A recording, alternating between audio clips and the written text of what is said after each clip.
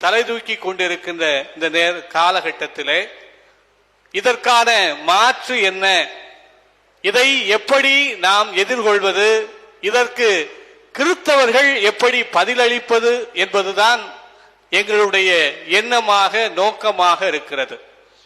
பல நண்பர்கள் எங்களோடு பயணிக்கிற பல நண்பர்கள் பல நேரங்களிலே எங்களிடம் கேட்டிருக்கிறார்கள், நீங்கள் தமிழர்களை கிறிஸ்தவர்கள் என்று சொல்லி ஏன் பிரிக்கிறீர்கள் என்று பல நேரங்களிலே கேட்டிருக்கிறார். நான் அதற்கு பல நேரங்களில் பதிலும் சொல்லி இருக்கிறேன். ஏனென்றால் இன்றைக்கு தன்னை தமிழர் என்று அடையாளம் காண்கின்றவர்களுக்கு மதமோ சாதியோ அவர்களுக்கு தடையாக இருக்காது. இன்றைக்கு நாம் தமிழர்களை பயணிக்கின்ற தம்பிமார்கள் அனைவருமே தன்னை தமிழராக அடையாளம் கண்டவர்கள். அதனால் அவர்களுக்கு சாதியும் மதமும் ஒரு பொருட்டு கிடையாது. ஆனால் அதே நேரத்திலே இந்த தமிழகத்தில் ஏறத்தாழ 12.5 விழுக்காடு இருக்கின்ற கிறிஸ்தவர்கள் இன்றைக்கு தன்னை தமிழராக உணராமல் தன்னை கிறிஸ்தவராக மட்டுமே பார்க்கின்ற இந்த 12.5 விழுக்காடு ஓட்டுக்களை வைத்துக் கொண்டு இன்றைக்கு இந்த திமுக செய்கின்ற அரசு அட்டூழியங்கள் என்பது அதிகமாகிக் கொண்டே இருக்கிறது. ஏனென்று சொன்னால் இவர்கள் தங்களை கிறிஸ்தவர்களாக மட்டுமே பார்க்கிறார்கள், தங்களை தமிழர்களாக பார்ப்பதில்லை. அதனால் அவர்களை இன்றைக்கு நாம் சென்று சேர வேண்டிய, அவர்களை தமிழர்களாக சிந்திக்க வேண்டிய ஒரு தேவை என்பது இன்றைக்கு நம்முடைய அரசியல் சூழலில் எழுந்துள்ளது என்பதனுடைய நோக்கத்தை அண்ணன் சீமான் அவர்களிடம் ஏற்கனவே பேசி, அதனால் இந்த ஒரு முயற்சியை செய்தால் நன்றாக இருக்கும் என்று சொல்லி நாங்கள் பேசினோம். அதற்கு அண்ணன் சீமான் அவர்களும் இது நல்லதுதான், கிறிஸ்தவர்கள் மத்தியிலே இந்த கருத்தியலை கொண்டு போய் சேர்ப்பதற்கு இது ஒரு தளமாக இருந்தால் மகிழ்வாக இருக்கும் என்று சொல்லி அவர்களும் ஏற்றுக்கொண்டார்கள். அதன் அடிப்படையிலே இந்த உரையாடல் நிகழ்ச்சியை முதலில் சென்னையில் செய்தோம், இப்பொழுது திருச்சியில் செய்கிறோம், அடுத்து முக்கியமான நகரங்களில் எல்லாம் செய்யலாம் என்று இருக்கிறோம். அன்பிற்குரியவர்களே, தற்பொழுது விஜய் அவர்கள் நடத்திய ஒரு அரசியல் மாநாட்டிற்கு தூத்துக்குடி மறை மாவட்டத்திலிருந்து ஒரு பாதிரியார் ஒரு ஃபாதர் தன்னுடைய பங்கில் உள்ள இளையோர்களை அழைத்து சென்றிருக்கிறார். அந்த இளையோர்களை அழைத்து சென்ற அந்த கூட்டத்திலே ஒரு தம்பி அந்த ஃபாதரிடம் கேள்வி கேட்டிருக்கிறார். சாமி, எதற்காக இந்த விஜய் கூட்டத்திற்கு நீங்கள் எங்களை கூட்டிட்டு போனீங்க அப்படின்னு சொல்லி கேட்டிருக்கிறார். அப்பொழுது அந்த தந்தை சொன்னாராம், அவர் கிறிஸ்தவர், அதனால்தான் நாம் அவருடைய கூட்டத்துக்கு நாம் போறோம் அப்படின்னு சொல்லி சொன்னார். அப்பொழுது அந்த தம்பி இன்னொரு கேள்வி கேட்டிருக்கிறார். அவர் கிறிஸ்தவர் என்பதற்கான ஆதாரம் என்ன இருக்கிறது? அவர் என்னைக்கு கோயிலுக்கு வந்தாரு, என்னைக்கு பூஜைக்கு வந்தாரு, என்னைக்கு தன்னை கிறிஸ்தவன் என்று அவர் அடையாளப்படுத்தினார், எந்த இடத்திலாவது அவர் கிறிஸ்தவன் என்று சொல்லி இருக்கிறாரா அப்படின்னு கேட்ட உடனே அந்த சாமியார் அவர் முகம் கொஞ்சம் மாறி இருக்கிறது. மீண்டும் ஒரு கேள்வியை இந்த தம்பி கேட்டிருக்கிறான். என்ன கேள்வி அப்படின்னு சொன்னா, அப்படி என்று சொன்னால் இந்த விஜய் என்று சொல்லப்படுகின்ற இந்த நடிகர் இதுவரை கிறிஸ்தவ மதிப்பீடு எதையாவது ஒன்றை அவர் நம் மக்கள் மத்தியிலே வாழ்ந்து காட்டியிருக்கிறாரா? ஒரு படத்துக்கு 200 கோடி ரூபாய் வாங்கி கொண்டு இதுவரை இந்த தமிழகத்து மக்களுக்கு எதுவுமே செய்யாத ஒரு நடிகர் கிறிஸ்தவர் என்பதற்காக நீங்கள் இந்த தம்பிகளை எல்லாம் அழைத்துட்டு போய் அந்த கூட்டத்துக்கு போயிட்டு வந்தீங்க அப்படின்னு சொன்னா, சாமி, இதை விட RSS மோசம் இல்ல அப்படின்னு சொல்லி இருக்கிறார். RSS அதை தானே செய்கிறது. மதத்தை வைத்துக் கொண்டு அரசியல் செய்வதற்கும் நீங்கள் அரசியல் செய்வதற்கு என்ன வேறுபாடு இருக்கிறது என்று சொல்லி அந்த தம்பி கேட்டிருக்கிறான். கேட்ட உடனே அந்த பையங்க எல்லாரும், கூட இருந்த பையங்க எல்லாரும் சாமியாற்ற கொஞ்சம் முறைச்சிருப்பாங்கன்னு நினைக்கிறேன். அந்த செய்தி எனக்கு வந்தது. அப்பொழுது அந்த தம்பியை கூப்பிட்டு நான் பேசினேன். அவன் நாம் தமிழர் தம்பி. அந்த கேள்வி கேட்டது நாம் தமிழர் தம்பி. அவன் கிறிஸ்தவன் தான், அவன் கத்தோலிக்க கிறிஸ்தவன் தான். ஆனால் கேள்வி கேட்டவன் நாம் தமிழர் தம்பி. என கேட்ட போது உண்மையிலே உற்சாகமாக இருந்தது, மகிழ்ச்சியாக இருந்தது. ஏன் அப்படின்னு சொன்னா, இதைதான் நாங்கள் எதிர்பார்த்தோம், இதைதான் நாங்கள் கனவு கண்டோம்.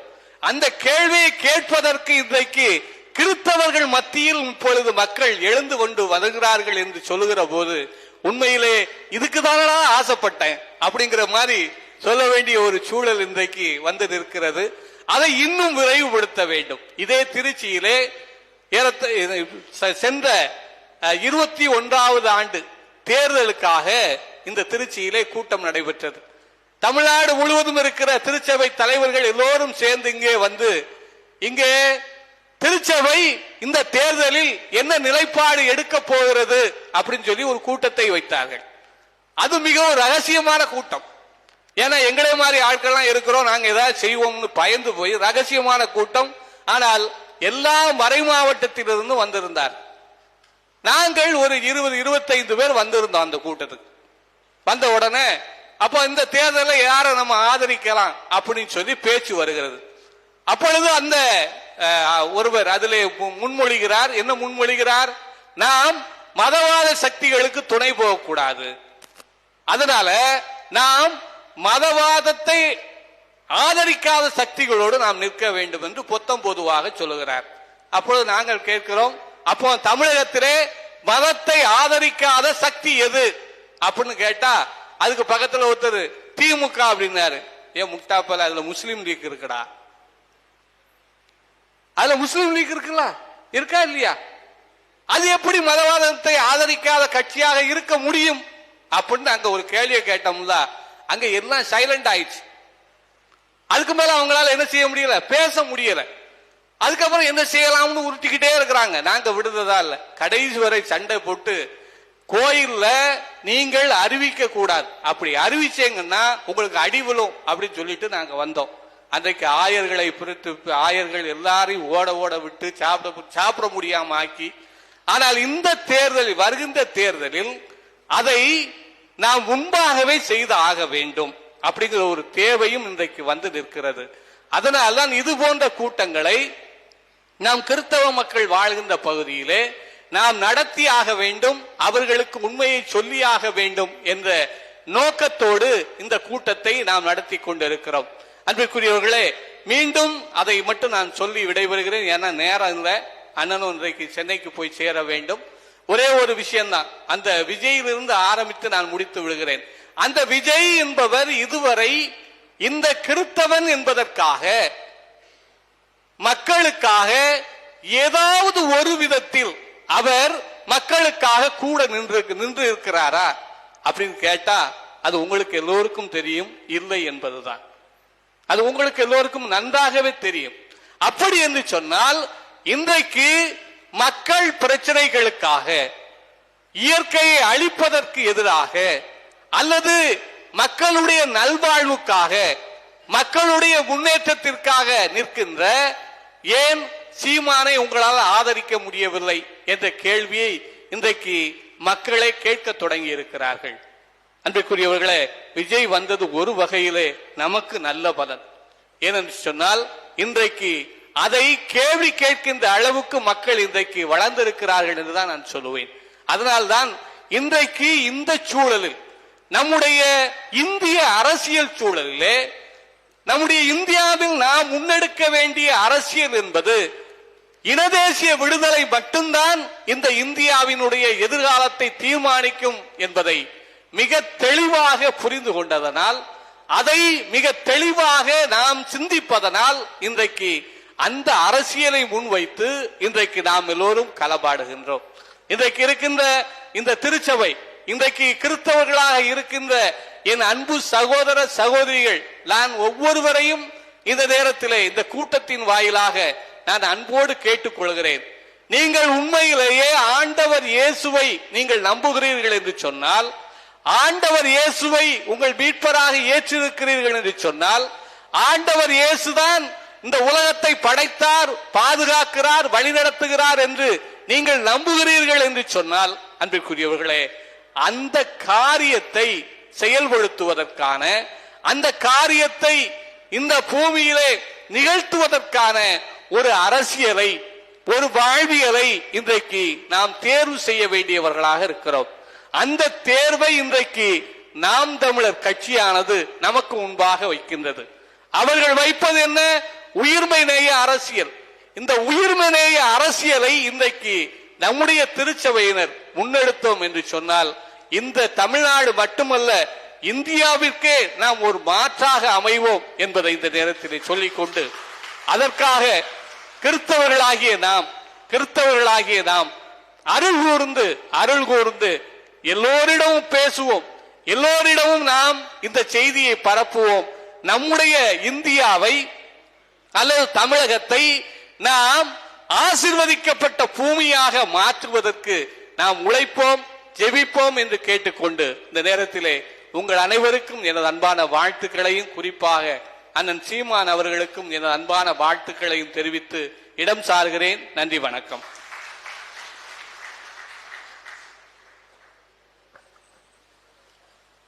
பழைய ஏற்பாட்டில் கோலியாத்தை கவட்டை மற்றும் கல் கொண்டு கோலியாத்தின் நெற்றியின் மீது அடித்து சிறுவனாக இருந்த தாவீது போல பணம், பதவி, அதிகாரம் என்று தங்கள் கையில் வைத்துக்கொண்டு அரசியலிலிருந்து தமிழனை வெளியேற்றி 3/4 நூற்றாண்டு காலமாக களத்தில் நிற்கும் திராவிடத்தின் எதிர்த்து ஒரே பேராயுதமாக தாவீதை போல் நின்று நிற்கும் எமது அன்பு அண்ணன் செந்தமிழன் சீமான் அவர்களை மேடைக்கு அழைக்கின்றோம்.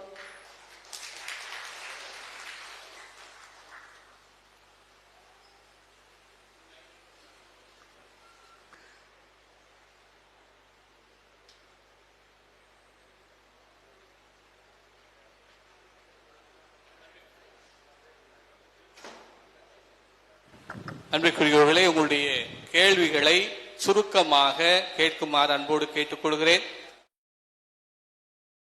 அவர்கள் ஏர்போர்ட்டுக்கு போக வேண்டும், நேரமாகிவிட்டது.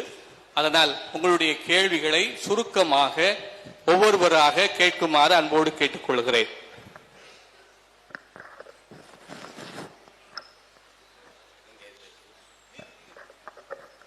கேள்வி கேட்கிறவங்க கொஞ்சம் கையை தூக்குங்க.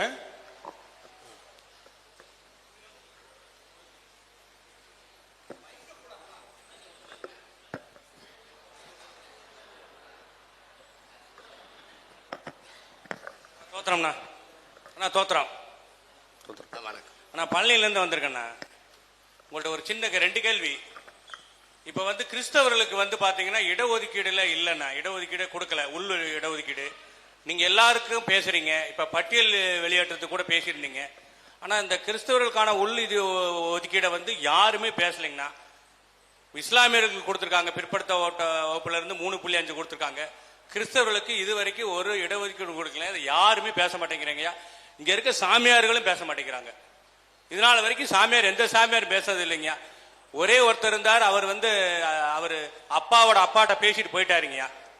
எஸ்ரா சர்க்கம்னு ஒருத்தர் இருந்தார், அப்பாவோட அப்பாட்ட பேசிட்டு அவரோட தேவை நிறைவேற்றிட்டு போயிட்டாருங்க. இதை பற்றி உங்களோட கருத்துங்க. அப்புறம் இன்னும் ஒரே ஒரு கேள்விங்க, 2வது கேள்வி. சபைகள்ல அரசியல் இருக்குதுங்க, அது எனக்கு நல்லா தெரியும். நான் கத்தோலிக்குங்கிற வரையில சொல்றேன். சாமியார்கள்ட்டையும் அரசியல் இருக்குதுங்க. ஆனா சாமியார்கள் ஏன் மக்களை அரசியல் படுத்த மாட்டேங்கிறாங்க? சாமியார்களோட வேலையே சீடர்கள் செய்யற வேலையத்தை இப்ப சாமியார்கள் செய்யறாங்க. ஆனா இந்த சாமியார்கள் மக்களுக்கு அரசியல் படுத்தவே மாட்டேங்கிறாங்க. அது என்னன்னு மட்டும் கேட்டு சொல்லுங்க.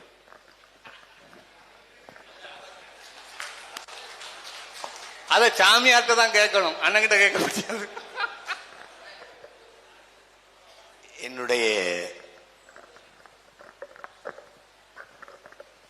உள்ளம் நிறைந்து வாழ்கிற என் உறவுகள் உங்கள் அனைவருக்கும் என்னுடைய அன்பும் வணக்கமும். இந்த நிகழ்வில் உங்கள் எல்லோரையும் ஒரு சேர சந்திப்பதில் நான் பெருமையும் மகிழ்ச்சியும் அடைகிறேன். என்னிடத்தில் வைக்கப்பட்ட கேள்வி, அது கிறிஸ்தவர்களுக்கான இடஒதுக்கீடு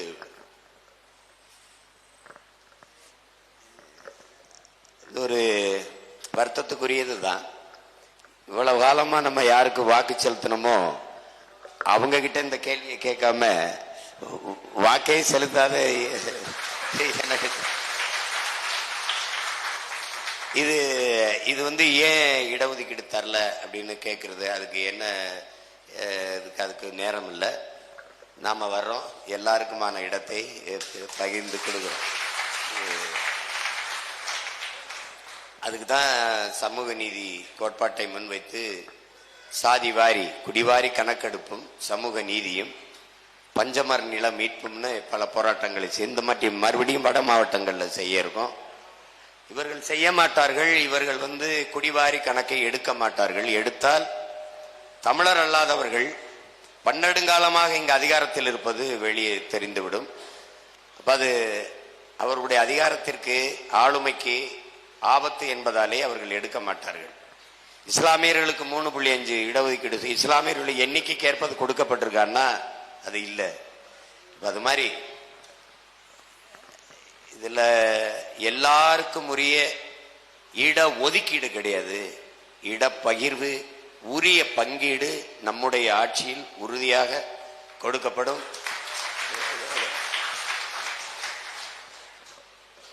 இதை இறைமகன் இயேசுவின் மீது ஆணையாக நீங்க ஏத்துக்கலாம். இது நீங்க என்ன அப்படி அன்னைக்கு சொன்னிய திருச்சியில நீ ஏன் செய்யலைன்னு நீங்க கேட்கலாம், ஒரு நாள் கேட்கலாம். அதுக்கு நம்ம உறுதியா செய்வோம். அது நம்ம கோட்பாடுகளில், கொள்கை முடிவில், நிலைப்பாட்டில் அது ஒன்றா இருக்கு. அப்புறம் நீங்க அருள் குருமார்களுக்கு இடையில, அருள் தந்தைகளுக்கு இடையிலே அரசியல் இருக்குது, ஆனா மக்களை அரசியல் படுத்த மாட்டேங்கிறாங்கன்னு. மக்களை அரசியல் படுத்தணும் தான் என்னுடைய மதிப்புமிக்க ஐயா மைப்பா ஜெயஸ்ராஜ் அவர்களும் என்னுடைய தம்பி எல்லாரும் சேர்ந்து செய்யறாங்க, இந்த வேலையை செய்யறாங்க. அது இவ்வளவு பெரிய முன்னெடுப்பை என் உடன் பிறந்தார்கள் செய்யறது காரணம் எப்படியாவது என் இன மக்களை அரசியல் படுத்திடணுங்கிறது தான். பாவு மகிழன், நம்முடைய சமூக நீதி பேரவையினுடைய தலைவர் தம்பி, என்னுடைய தங்கை டயானா, எல்லாரும் சேர்ந்து இதை பெரும்பாடு நம்ம பார்க்குற எங்கிருந்தோ இங்க வந்திருக்காங்க. காரணம் எப்படியாவது அரசியல் படுத்தணும். ஏன்னா என் அன்பு மக்கள், என் அருமை உடன் பிறந்தார்கள் புரிந்து கொள்ளணும், அரசியலை விட ஆகச்சிறந்த இறைப்பணி ஒன்று இருக்கவே முடியாது. நீங்க நல்லா கணிச்சு, அரசியலை தாண்டிய ஆகச்சிறந்த கல்வி ஒன்றும் இல்லை. அரசியலை கற்பிக்காத கல்வியே இல்லை. அரசியலை தாண்டிய கல்வி ஒன்றும் இல்லை. ஏன்னால் இந்த மனிதன் பிறப்பிலிருந்து இறப்பு வரை எல்லாத்தையும் தீர்மானிப்பது அரசா இருக்கு, அரசை தீர்மானிப்பது அரசு இயலா இருக்கு. அப்ப அந்த அரசு இயலை கற்கணும். எனவே அரசியல், அறிவியல், புவியியல் போல ஒரு வாழ்வியல், அதை புரிந்துக்கணும். அது கொஞ்சம் காலம் கடந்துருச்சு. இருக்கிற காலத்தை பயனுள்ள காலமாக ஆக்கணும். அது ஒரு பட்ட அறிவுன்னு கூட வச்சுக்கலாம், பட்டு தெளிந்தோம் தெரிந்தோம்னு கூட நம்ம வச்சுக்கலாம். இனி வரும் காலங்களை எப்படி செய்யறதுங்கிறது தான் இந்த முயற்சி. சென்னையில நடந்தது, இது தொடருது. இந்த 26 தேர்தலுக்குள்ள இன்னும் பல இடங்களில் கூடுவதாக முடிவு செஞ்சு இருக்கு. அதனால அரசியல் யாரோ ஒருத்தர் அரசியல் படுத்தணும்னு நினைக்காம, நீங்க சந்திக்கிற மனிதர்களை, நீங்கள் சார்ந்த உங்கள் சொந்தங்களை முதலில் அரசியல் படுத்துங்கள், சரியாயிரும். அண்ணா வணக்கண்ணே. அண்ணா வணக்கண்ணே, நான் திருவையாறுலேருந்து வரேண்ணே. பலரால் ஏமாற்றப்பட்ட சமூகம் இந்த சமூகம். கிறிஸ்துவ மதத்தை தழுவுன பாவத்துக்காக தான் அண்ணன் சொன்னது தான் 70 ஆண்டு கால போராட்டம் இது. இந்த மக்களை, அந்த அட்டவணை, ஆதி தமிழ்குடி மக்களை அட்டவணை பட்டியலில் சேர்க்கணுங்கிற கோரிக்கை, இதை நாம் தமிழர் கட்சி இந்த மக்களுக்கான போராட்டத்தை முன்னெடுக்குமா? வருகின்ற தேர்தல் அறிக்கையில கிறிஸ்துவ மதம் தழுவிய ஆதி தமிழர்களை பட்டியல் இனத்தில சேர்க்க வேண்டும் அப்படிங்கிற அந்த கோரிக்கை இடம்பெறுமா? இது நாம் தமிழர் கட்சியினுடைய நிலைப்பாடு என்னன்னு? ஏற்கனவே திருச்சியில நான் வழக்குக்கு வரும்போது ஒரு சகோதரர் என்னிடத்துல மனு கொடுத்து முறையிட்டார். அது குறித்த விவாதம் ரொம்ப நாளா போயிட்டு இருக்குது. அது என்னன்னா, நம்ம சாதிய இழிவு, தீண்டாமை, கொடுமையை தொடைத்தெறியதான் வெளியிலே வர்றோம். உங்களுக்கு புரியுதுன்னு நினைக்கிறேன். அதுக்காக தான் இஸ்லாத்து கிறிஸ்தவத்தை ஏற்று வெளியில வந்தோம். அப்படி வெளியில வரும்போது 42 தொகுதி ஆதி தமிழ் குடிகளுக்கு இருக்கு. அது தேவேந்திரர், பறையர், எஸ்டிக்கு 2 இருக்கு, ஷெட்யூல் ட்ரைப்ஸ் பழங்குடி மக்களுக்கு. அதுல என்னன்னா 44 தொகுதி அரசியல் அமைப்பு கொடுத்திருக்கு. அரசியல் அமைப்பு நமக்கு தந்திருக்கு. அதுல இந்த தாழ்த்தப்பட்ட மக்கள், ஆதி தமிழ் குடிகள் சாதிய தீண்டாமை கொடுமையிலிருந்து வெளியேற கிறிஸ்தவத்தை ஏற்றதுனாலே அவங்க தனி தொகுதியில, இந்த சிறப்பு தொகுதியில போட்டியிட முடியாது. அவங்க பிசிக்கு வந்துடுறாங்க. அந்த பிசிக்கு வந்த மக்களை யாரும் பொது தொகுதியிலேயே நிறுத்துறது இல்லை. ஆனா நாம நிறுத்துறோங்கிறத நீங்க கவனிக்கிறது இல்லை. அதான் இங்க இருக்கிறது. அந்த கோரிக்கைக்கு இப்ப நம்ம தமிழ்நாடு சட்டசபைக்குள்ள ஒரு விவாதம் நடந்தது. தாழ்த்தப்பட்ட மக்கள் ஒரு மதத்தை ஒரு சமயத்தை தழுவியதாலேயே அவர்களுக்கு இருக்கிற இந்த தனி தொகுதி வாய்ப்பை இழக்கக்கூடாது, அந்த சிறப்பு தொகுதியை கொடுக்கணும்னு வந்தது. அதை அவங்க நிறைவேற்றல. ஆனால் நாம் அதை நிறைவேற்றுவோம், அதுல ஒரு இது இல்லை. ஆனால் அது நிறைவேறும் வரை அவங்க நிராகரிக்கப்படாமல் இருக்க நம்ம ஆதி தமிழ் குடிகளுக்கு நிறைய பொது தொகுதியில் கொடுக்கிறோம். கிறிஸ்தவத்தை ஏற்றுக்கொண்ட தமிழ் குடி ஆதி தமிழ் குடிகளுக்கு இந்த முறை குறிப்பா எல்லாரும் அறிகிற மாதிரி ஒரு பொது தொகுதியை கொடுக்கிறோம். நீங்க கொடுக்குறோம். அது இதெல்லாம் ரொம்ப சின்ன பிரச்சனை, சரி பண்ணிடுவோம். அறிக்கையை 60 வருஷமா கொடுத்து முதுக சொரிஞ்சிட்டு தான் இருந்தீங்க நீங்க. அறிக்கையை கொடுத்துட்டு செயல்படுத்தலாம் என்ன பண்ணீங்க? அறிக்கை எத்தனை அறிக்கை இந்த கட்சிகள் அறிக்கை நான் உங்களுக்கு தர, எத்தனை அறிக்கையை தர? தமிழ் ஒரு அரசியல் இயக்கம் தேர்தல் அறிக்கைன்னு இல்லாமல், எலெக்ஷன் மேனிஃபெஸ்டோன்னு இல்லாம ஆட்சியின் செயல்பாட்டு வரைவு, ஆட்சி எப்படி நடக்கும்னு கொடுத்த ஒரு கட்சி நாம் தமிழர் கட்சி தான். இந்த முறை ஆட்சியின் செயல்பாட்டு வரைவு அது அச்சில மட்டும் இல்லாமல் இது போல நான் நின்று கொண்டு காட்சியில் போட்டு காட்டுவேன். இப்ப எங்க ஆட்சியில நாடு எப்படி இருக்கு பாத்தீங்களா? எப்படி எல்லாருக்கும் வேலை கிடைக்குது பாத்தீங்களா? எப்படி குடிக்க தண்ணியை கொடுக்குறேன் பாருங்க, எப்படி வேளாண்மை செய்யறேன் பாருங்க, எப்படி வேலை வாய்ப்பை பெருக்கிறேன் பாருங்க, எப்படி சாலை போடுறேன் பாருங்க, எப்படி மின் உற்பத்தி விநியோகத்தை செய்யறேன் பாருங்க, குடிக்க எல்லாருக்கும் எப்படி தண்ணி கொடுக்குறேன் பாருங்கன்னு படம் போட்டுக்கன்னு. நீங்க படம் பார்த்து கெட்டு போன சமூகம்ங்கிறதுனால உங்களுக்கு இனிமே உள்ள போய் நடிக்க முடியாது. அதனால படத்தை போட்டு காட்டிடலான்னு முடிவு பண்ணி அது திட்டத்தில் இருக்கு. உறுதியா செய்யும். எல்லாரையும் நம்பிட்டீங்க, ஒரு தடவை இந்த அண்ணனை நம்புங்க. அண்ணனை மனிதாபிமானத்தோடு திருச்சிக்கு அன்புடன் வரவேற்கின்றோம். வயதில் மூத்தவர் என்பதோடு கூட அண்ணனை வரவேற்கின்றோம். நீங்க ஒரு வீடியோவில் எங்க பேசிங்க தெரியல, ஒரு இதுல பேசிங்க, அது வாட்ஸ்அப்ல கிறிஸ்தவர் மத்தியில பரவி, அதாவது என்ன அப்படின்னா பவுலடியார் கிறிஸ்துவுக்கு முன்பாக பல 100 ஆண்டுகளுக்கு முன்பதாக அவரு அப்படின்னு சொல்லி பேசுறீங்க. அப்ப என்ன கிறிஸ்தவர் மத்தியில அவங்க எல்லாம் சொல்றாங்கன்னா கிறிஸ்துவுக்கு அப்புறம் தான் பவுலடியார் வராரு. அப்ப இந்த மாதிரி அதை திரும்ப போட்டு உங்களை கொஞ்சம் டிஸ்கரேஜா பேசுறாங்க. அதுக்காக தான் நான் சொல்றேன், தயவுசெய்து நல்லா இன்னும் கொஞ்சம் பைபிள் படிச்சுட்டு பேசுங்க, அது கிறிஸ்தவர் மத்தியில ஒரு இதா இருக்கும். அடுத்தபடியா என்னன்னா, இப்ப மதவாத கட்சியை எதிர்க்கணும் அப்படின்னு சொன்னா, மதவாத கட்சியை எதிர்க்கணும்னு சொன்னா இது போல சின்ன சின்ன கட்சிகள் அந்த பெரும்பான்மையான மதவாத கட்சியை எதிர்க்கணும்னா பெரும்பான்மையான கட்சி ஒன்று இருக்குது, அதை உடைக்கிறதுக்காக தான் அண்ணன் பண்றாங்க. அப்புறம் இப்ப புதுசா வந்தவங்க எல்லாம் உங்களுக்கு தெரியும், எதையும் பேர் ஊர் சொல்ல முடியாது, அவங்க எல்லாம் இப்ப வந்திருக்கிறாங்க. ஆக மொத்தம் பெரும்பான்மையா கிறிஸ்தவர்களுக்கு விரோதமா அப்படி இருக்கிறதுக்காக அதனாலதான் சின்ன சின்ன கட்சிகளை எழுப்பி விடுறாங்க அப்படின்னு சொல்லி இப்படி ஒரு இது வருது. இதை பற்றியதான ஒரு தெளிவான விளக்கத்தை அண்ணன் தரும்படி கேட்டுக்கொள்கிறேன். சரி, நான் சொல்லுவேன், நீங்க சொல்லுங்க. அந்த பவுலடியார் அந்த கருத்து அதை மட்டும் நான் சொல்லிடுறேன். அதாவது வரலாறு அப்படிங்கிறத பற்றி பேசுகிற போது நம்முடைய அரசியல் தலைவர்கள் எல்லாரையும் விட புள்ளி விவரமாக அர்த்தமாக பேசுகிறவர் அண்ணன் சீமான். நம்ம தலைவர்கள் எல்லாம் தற்குறிகள். அந்த தற்குறிகள் மத்தியில ஆனால் அவருக்கு இந்த வரலாறு தெரிய வேண்டும்ங்கிற தேவை இல்லை. இருந்தாலும் அவருக்கு தெரிந்த விடயங்களை அவர் சொல்லியிருக்கிறார். அதுல நாங்களே நிறைய நேரம் அண்ணங்கிட்ட சொல்லியிருக்கோம், அவர் விடுத்த ஒரு சில இடங்கள்ல விடுத்த தவறுகள், ஏன்னா அது அறியாம கூட வந்திருக்கலாம், அதை பத்தி தெரியாம கூட வந்திருக்கலாம், ஒரு சில நேரங்கள்ல நாங்கள் சொல்லியிருக்கிறோம். அதையெல்லாம் அவர் கருத்தில் எடுத்திருக்கிறார். இனிமேல் அது போன்ற காரியங்கள் நடக்காது. அண்ணன் அடுத்து ப்ரொசீட். அவருக்கு இறைமகன் இயேசு மனிதம் பரப்பினாரா மதம் பரப்பினாரா? நான் கேட்கறதுக்கு எந்திரிச்சு சொல்லுங்க. அப்புறம் நீங்க கிறிஸ்தவத்தை தோற்றுவித்தது யார்? வரலாறு ஏது சொல்லுது? இயேசு தோற்றுவித்தார்னு எங்க வாங்க இயேசு தோற்றுவித்தாரா கிறிஸ்தவத்தை?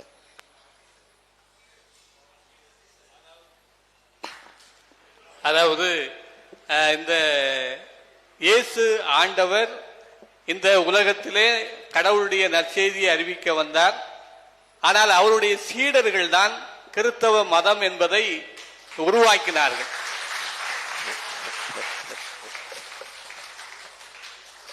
அததான் நான் சொன்னேன்.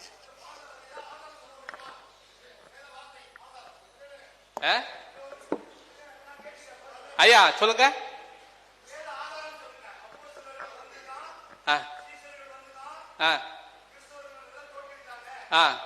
திருத்தூதர்கள் பணி 11வது பிரிவுல வாசி பாருங்க. திருத்தூதர்கள் பணி அப்போஸ்தலிக்க நடவடிக்கைகள் 11வது பிரிவுல வாசித்து பாருங்க. சரியா? அந்த கிறிஸ்தவர்கள் அவங்க தான் உருவாக்குனாங்க. ஆமா, அதுதான் தொடக்கம்.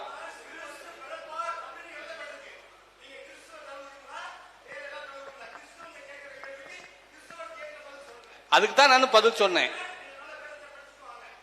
ஐயா நான் வேற ஏதாவது சொல்லிடுவேன். அதாவது விவாதம் பண்ற இல்ல அதுதான் நான் சொன்னேன். உங்களுக்கு பதில் தான் நான் சொன்னேன். யாரு? இயேசுநாதர் சாட்டையால அடிச்சாரு. இயேசுநாதர் சாட்டையால அடிச்சாரு. நீங்க தான் சாட்டையால அடிச்சாரு. ஐயா நீங்க தான் கோபப்படுறீங்க. இங்க பாருங்க, இங்க பாருங்க ஐயா, இங்க வாங்க ஐயா, இருங்க இருங்க நான் பேசுறேன். இங்க பாருங்க, கோபப்பட்ட அன்புதான் பிரதானம்ல. கோயில் வாசல்ல வியாபாரம் பண்ண போது இயேசு சாட்டையால அது கடிச்சாரு. அப்படிதான் இது. ஐயா ஐயா ஒரே நிமிஷம். இல்ல இல்ல இல்ல இல்ல ஒரு நிமிஷம். இல்ல இல்ல ஒரு நிமிஷம். நான் பேசுற முத கேளுங்க.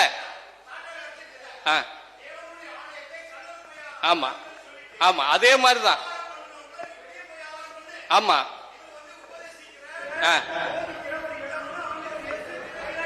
சரி. இல்ல இல்ல நான் என்ன சொல்ல வரேன்னா கொஞ்சம் கொஞ்சம் கவனிங்க. உங்க கொஞ்சம் கவனிங்க. கூட்டத்தை கூட்டத்தை ஐயா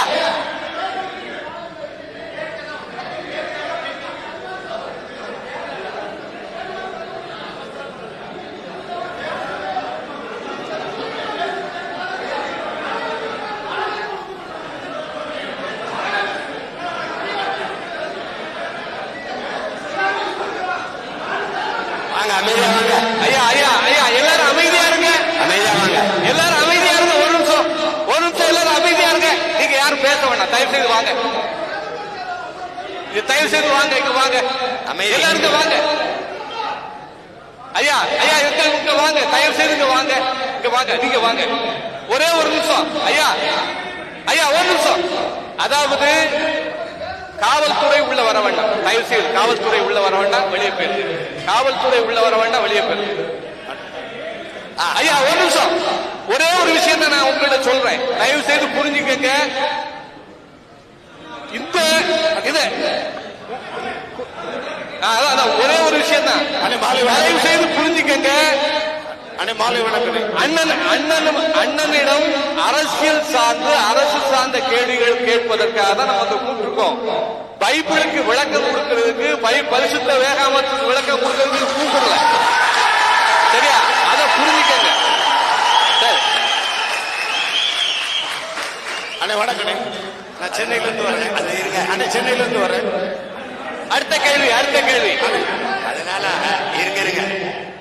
இல்ல இல்ல சகோதரர் சொல்றாரு, நீங்க பைபிளை நல்லா படிக்கிறாரு, ஒருத்தர் குரானை நல்லா படிக்கிறாரு, நான் தமிழர் இன வரலாற்றை நல்லா படிங்கன்னு சொல்றேன். இந்த நாட்டுக்கு மக்களுக்கும் தேவையான அரசியல் எது? முதல்ல அதை நீங்க விளக்கணும். கிறிஸ்தவனுக்கு என்று தனி அரசியல் கிடையாது, இஸ்லாமியனுக்கு என்று தனி அரசியல் கிடையாது, இங்க இந்துக்கு என்று தனியா ஒரு பாதுகாப்பு அரசியல் ஒண்ணு கிடையாது. ஒரே அரசியல் தான் எல்லாருக்கும் பாதுகாப்பு பேரவை. அது தமிழனுக்கான அரசியல். ஒரு இன அரசியல் தான் எல்லாருக்குமான பாதுகாப்பான அரசியலா இருக்கும். நீங்க கிறிஸ்தவத்துக்கு பாதுகாப்பு தேடும் போது, அவன் இஸ்லாத்துக்கு பாதுகாப்பு தேடும் போது, அவன் இந்துக்கு தேடும் போது, இந்த கூட்டத்தில் சாராத ஒருவன் அதிகாரத்துக்கு வந்துடுறான். இங்க இருக்கிற பிரச்சனை இதுதான்.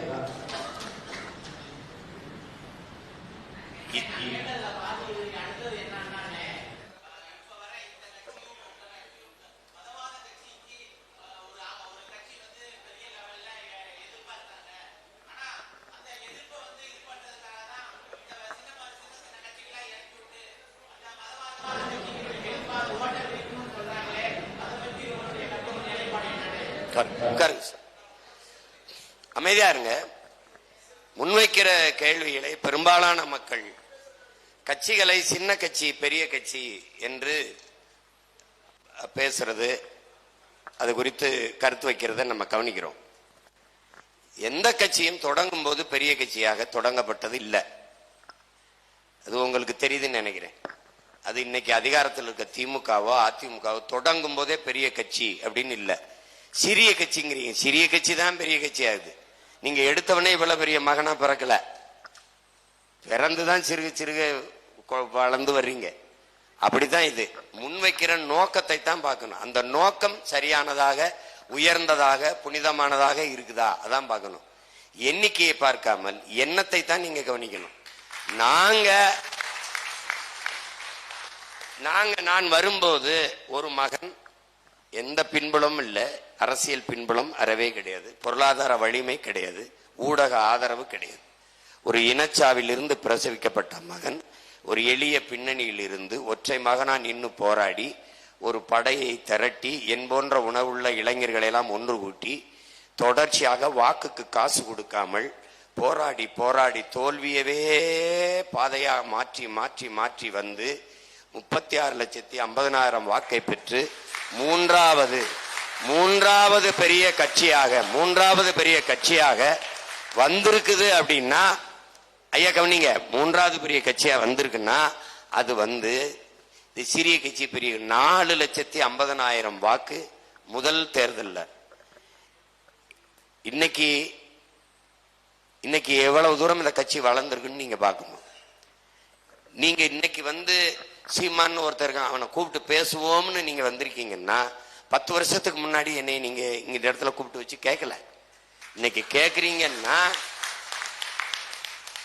அந்த இடத்துக்கு வர்றதுக்கு கொஞ்சம் காலம் ஆகுது. நீங்க சிறிய கட்சி பெரிய கட்சின்னு நீங்க இந்த மதவாத எதிர்ப்புங்கிறத நீங்க புரிஞ்சு வச்சுக்கிறது ரொம்ப தப்பா இருக்கு.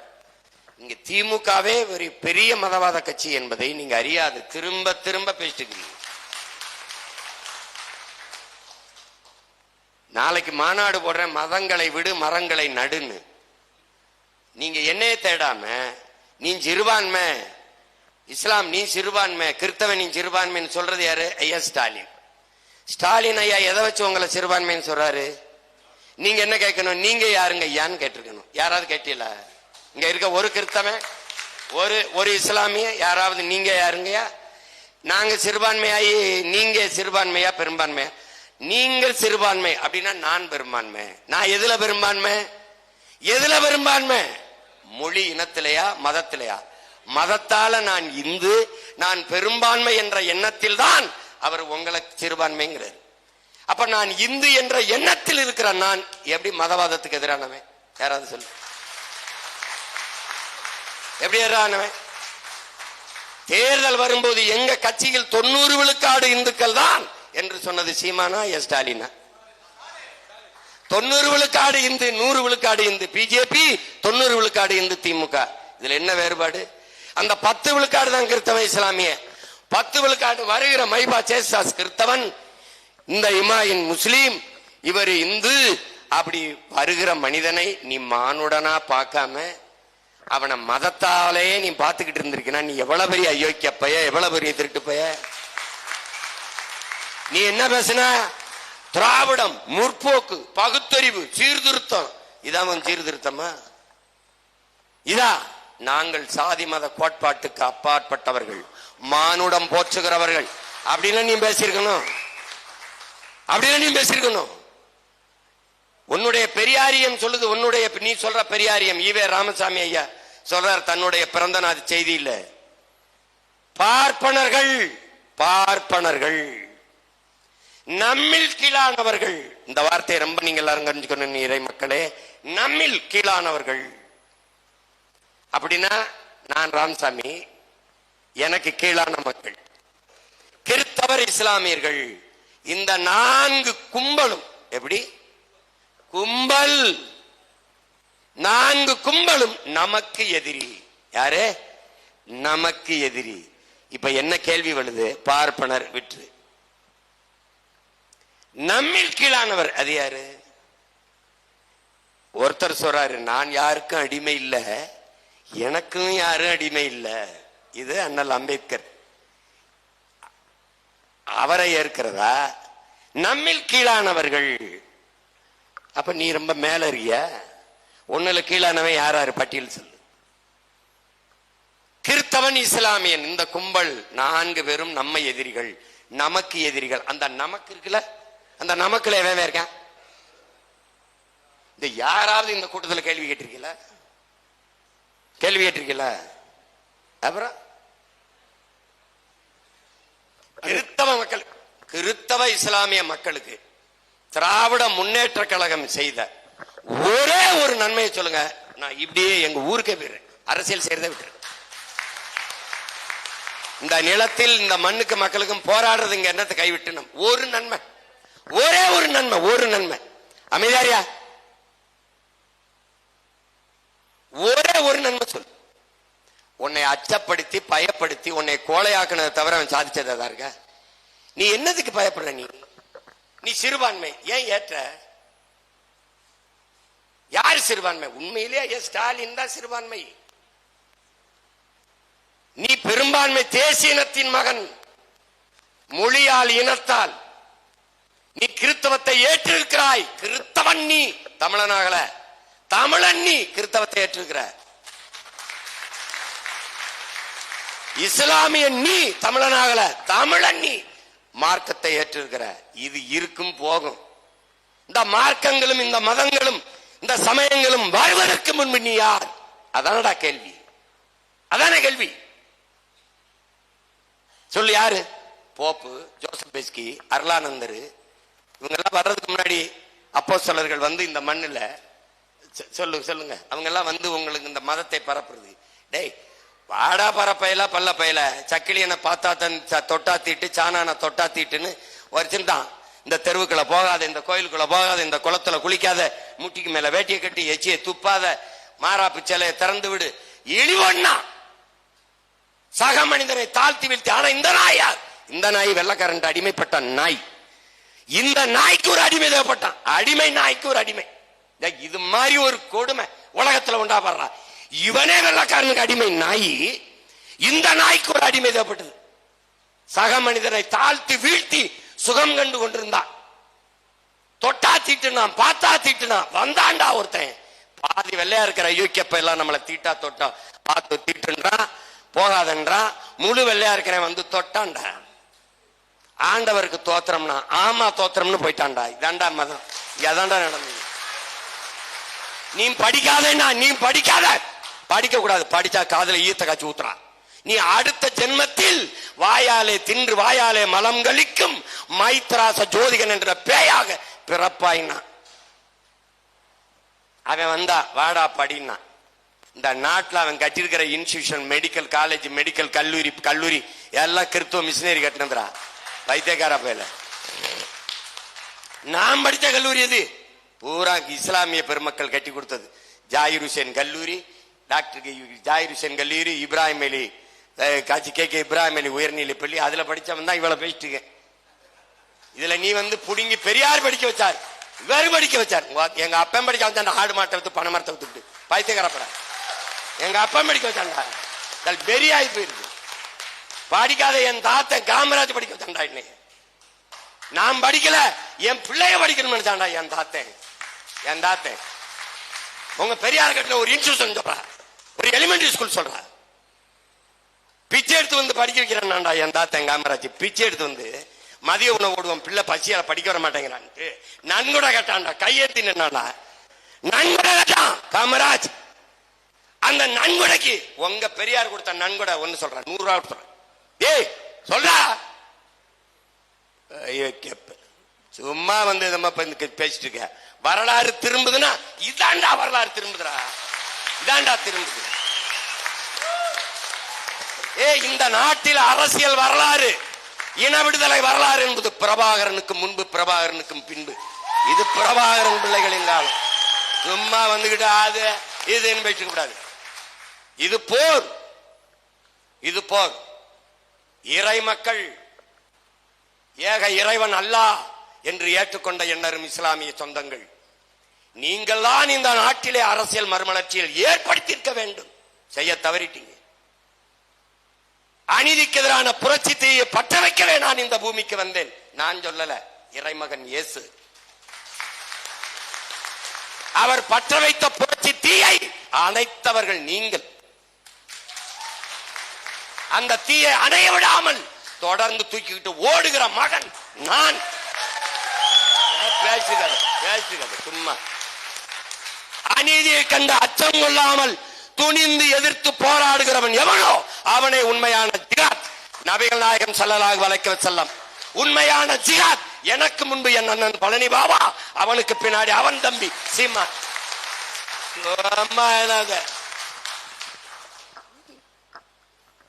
கன்னியாகுமரியில எத்தனை மறை மாவட்டம் இருக்கு, எத்தனை மறை இது இருக்கு, அது தலைவர்கள் இருக்கிறாங்க. கண்ணுக்கு முன்னாடி பூமி தாயின் மலை மார்பை அறுத்து கொண்டு வர ஒருத்தன் தடுக்கல். எத்தனை பல்லாயிரக்கணக்கான மலை பிரசங்க இறைமகன் செஞ்சார, இந்த மலையில செயலை வெட்ட விட்டீங்களா? எதனால விட்டீங்க? உங்க ஜபத்தால, உங்க தொழுகையால, உங்க வழிபாட்டால அரையங்குல மலையை உங்களால் வளர்த்து காட்ட முடியுமா? இயற்கையின் அரும்பெரும் கொடையை காசாக்கிட்டு போறான். கண்டுக்கிறாம இருந்துட்டு நீங்க வெட்டி விக்கிறவனுக்கு ஓட்ட போட்டுட்டு தடுத்த குடிக்கிறவனை ரோட்ல போட்டவங்க தானே நீங்கெல்லாம். போராடுற எனக்கு என்ன பண்ணி நீ என்ன எனக்கு கேள்வி நீ இது போடு. நான் இதுவரைக்கும் தோத்துட்டேன், என்ன மறுபடியும் தோத்துட்டேன். மரண நொடி வரை நான் தோற்றே போனாலும் எனக்கு இழப்பென்ன? ஒண்ணும் இல்லை. ஆனால் நிறைவென்ன? நான் பிறந்த இனத்திற்கு என் பிறவி கடமையை செய்தேன். என் தலைவன் என் இனத்திற்கு நாடு கட்ட போராடினான், நாடை அடைந்தான், அங்கீகரிக்க வைக்க முடியல, தோற்றுத்தான் போனோம். அதனால என்ன? அதனால என்ன? எனக்கு என் தலைவன் கற்பித்தது நமக்கென்று வரலாறு இல்லை. ஆனால் ஒரு இனம் தன் விடுதலைக்காக போராடி செத்தது என்கிற வரலாறு அது வரட்டும். அந்த வரலாற்று நாயகனின் பிள்ளை நான். தோற்றா என்ன போயிடுச்சு? என் முன்னவர்கள் தமிழ் தேசிய அரசியலை முன்னெடுத்து தோற்றார்கள். மாப்போசி தோற்றார், சீபா ஆதித்தனார் தோற்றார்.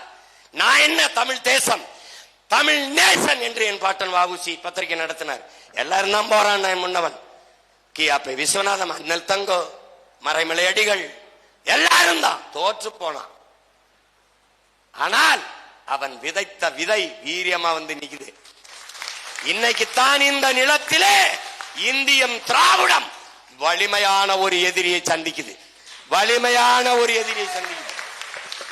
கோட்பாட்டு அளவுல இன்னைக்கு உங்க எல்லாரும் முன்னாடி சொல்றேன், என்னையை மோதி தர்க்கத்துல வெள்ள இனி ஒருத்தன் பிறந்து இந்த நாட்டுல இந்தியம் திராவிடம் பிஜேபி வீரமான மகன். நான் என்ன சொல்லணும்? நான் இருக்கிற வரமாட்டான். என்னை தாண்டி தாண்டா உன்னை தொடணும். உட்கார நிம்மதியா படுறா, அவன் தாண்டா வீரன். இவ்வளவு பெரிய அதிகாரம், 60 ஆண்டுகள் அதிகாரம் திமுகவுக்கு. ஒரு வீரமுள்ள ஆண்மகன். பிஜேபி வராது, நிம்மதியாரு. நாம இருக்கிற வரைக்கும் எதுக்கு பிஜேபி இந்த நிலத்துக்கு? எதுக்குடா? மொழி பேசுவானாடா, இனம் பேசுவானாடா, நிலம் பேசுவானாடா, வளம் பேசுவானாடா, எதையாவது பேசுவானா? எதுக்குடா அவன்? அப்படித்தானே கேட்டுக்கொண்டு நீ. நான் இருக்கிற வரை பிஜேபி வராது என்று சொல்லுகிற வீர மகன் தான் இந்த நிலத்தில் தலைவனா வரணும். நின்றுகிட்டு நல்காலம் பிறக்குது மாதிரி பிஜேபி வந்துடும், பிஜேபி வந்துடும், பிஜேபி வந்துடும். ஒரு வாட்ச்மேனை நான் போட்டிருக்கேன், வாயில் காவலனை. திருடன் வந்து திருடிட்டு போகும்போது விரட்டி பிடிக்க அல்ல என் உடன் பிறந்தார்களே, திருடன் வருவதற்கு முன்பு தடுத்து பிடிக்கிறது. இங்க நிக்கிற ஒரு செக்யூரிட்டி போட்டிருக்கேன். அவரு, அம்மா கதவை நல்லா சாத்திக்கிறங்கம்மா, உள்தாப்பா போட்டுக்கிறங்கம்மா, திருடர்கள் வந்தால் வருவாங்கம்மா, பத்திரமா படுத்துக்கிறங்கம்மா, நான் பாத்துக்கிறேம்மா, பத்திரமா படுத்துக்கிறங்கம்மா. இதுக்கு எதுக்குடா நீ? அம்மா நீங்க நிம்மதியா படுங்கம்மா, நான் இருக்கம்மா. இப்படி நின்னவன் யாராவது இருக்கான்? இருக்காண்டா. கட்டபொம்மன் மன்னர் கோட்டையை விட்டு போகும்போது மார்வேடம் போட்டு வெளியில போகும்போது என்னுடைய பாட்டன் சுந்தரலிங்கன் வெள்ளையத்தவன் இறந்துறான். சுந்தரலிங்கத்தை கூட சுந்தரலிங்க வா நம்ம போயிடலாம் வா. நீங்க போங்க நான் வரல, நீங்க போங்க நான் வரல மன்னரே, நீங்க போங்க நான் வரல. இந்த வெள்ளக்கார பயலா நான் ஒருகை பாக்குறேன். என்னைய தாண்டித்தான் இந்த கோட்டை அவன் தொடணும்னு ஒற்றை மகனாக நின்று 8 நாள் வெள்ளையன் படை எதிர்த்து சண்டை போட்ட அந்த வீரப்பாட்டனின் பேரன் சொல்றேன். என்னைய தாண்டா இந்த நிலத்துல பிஜேபி இங்க உள்ள கால் அப்படி சொல்றாப்பா.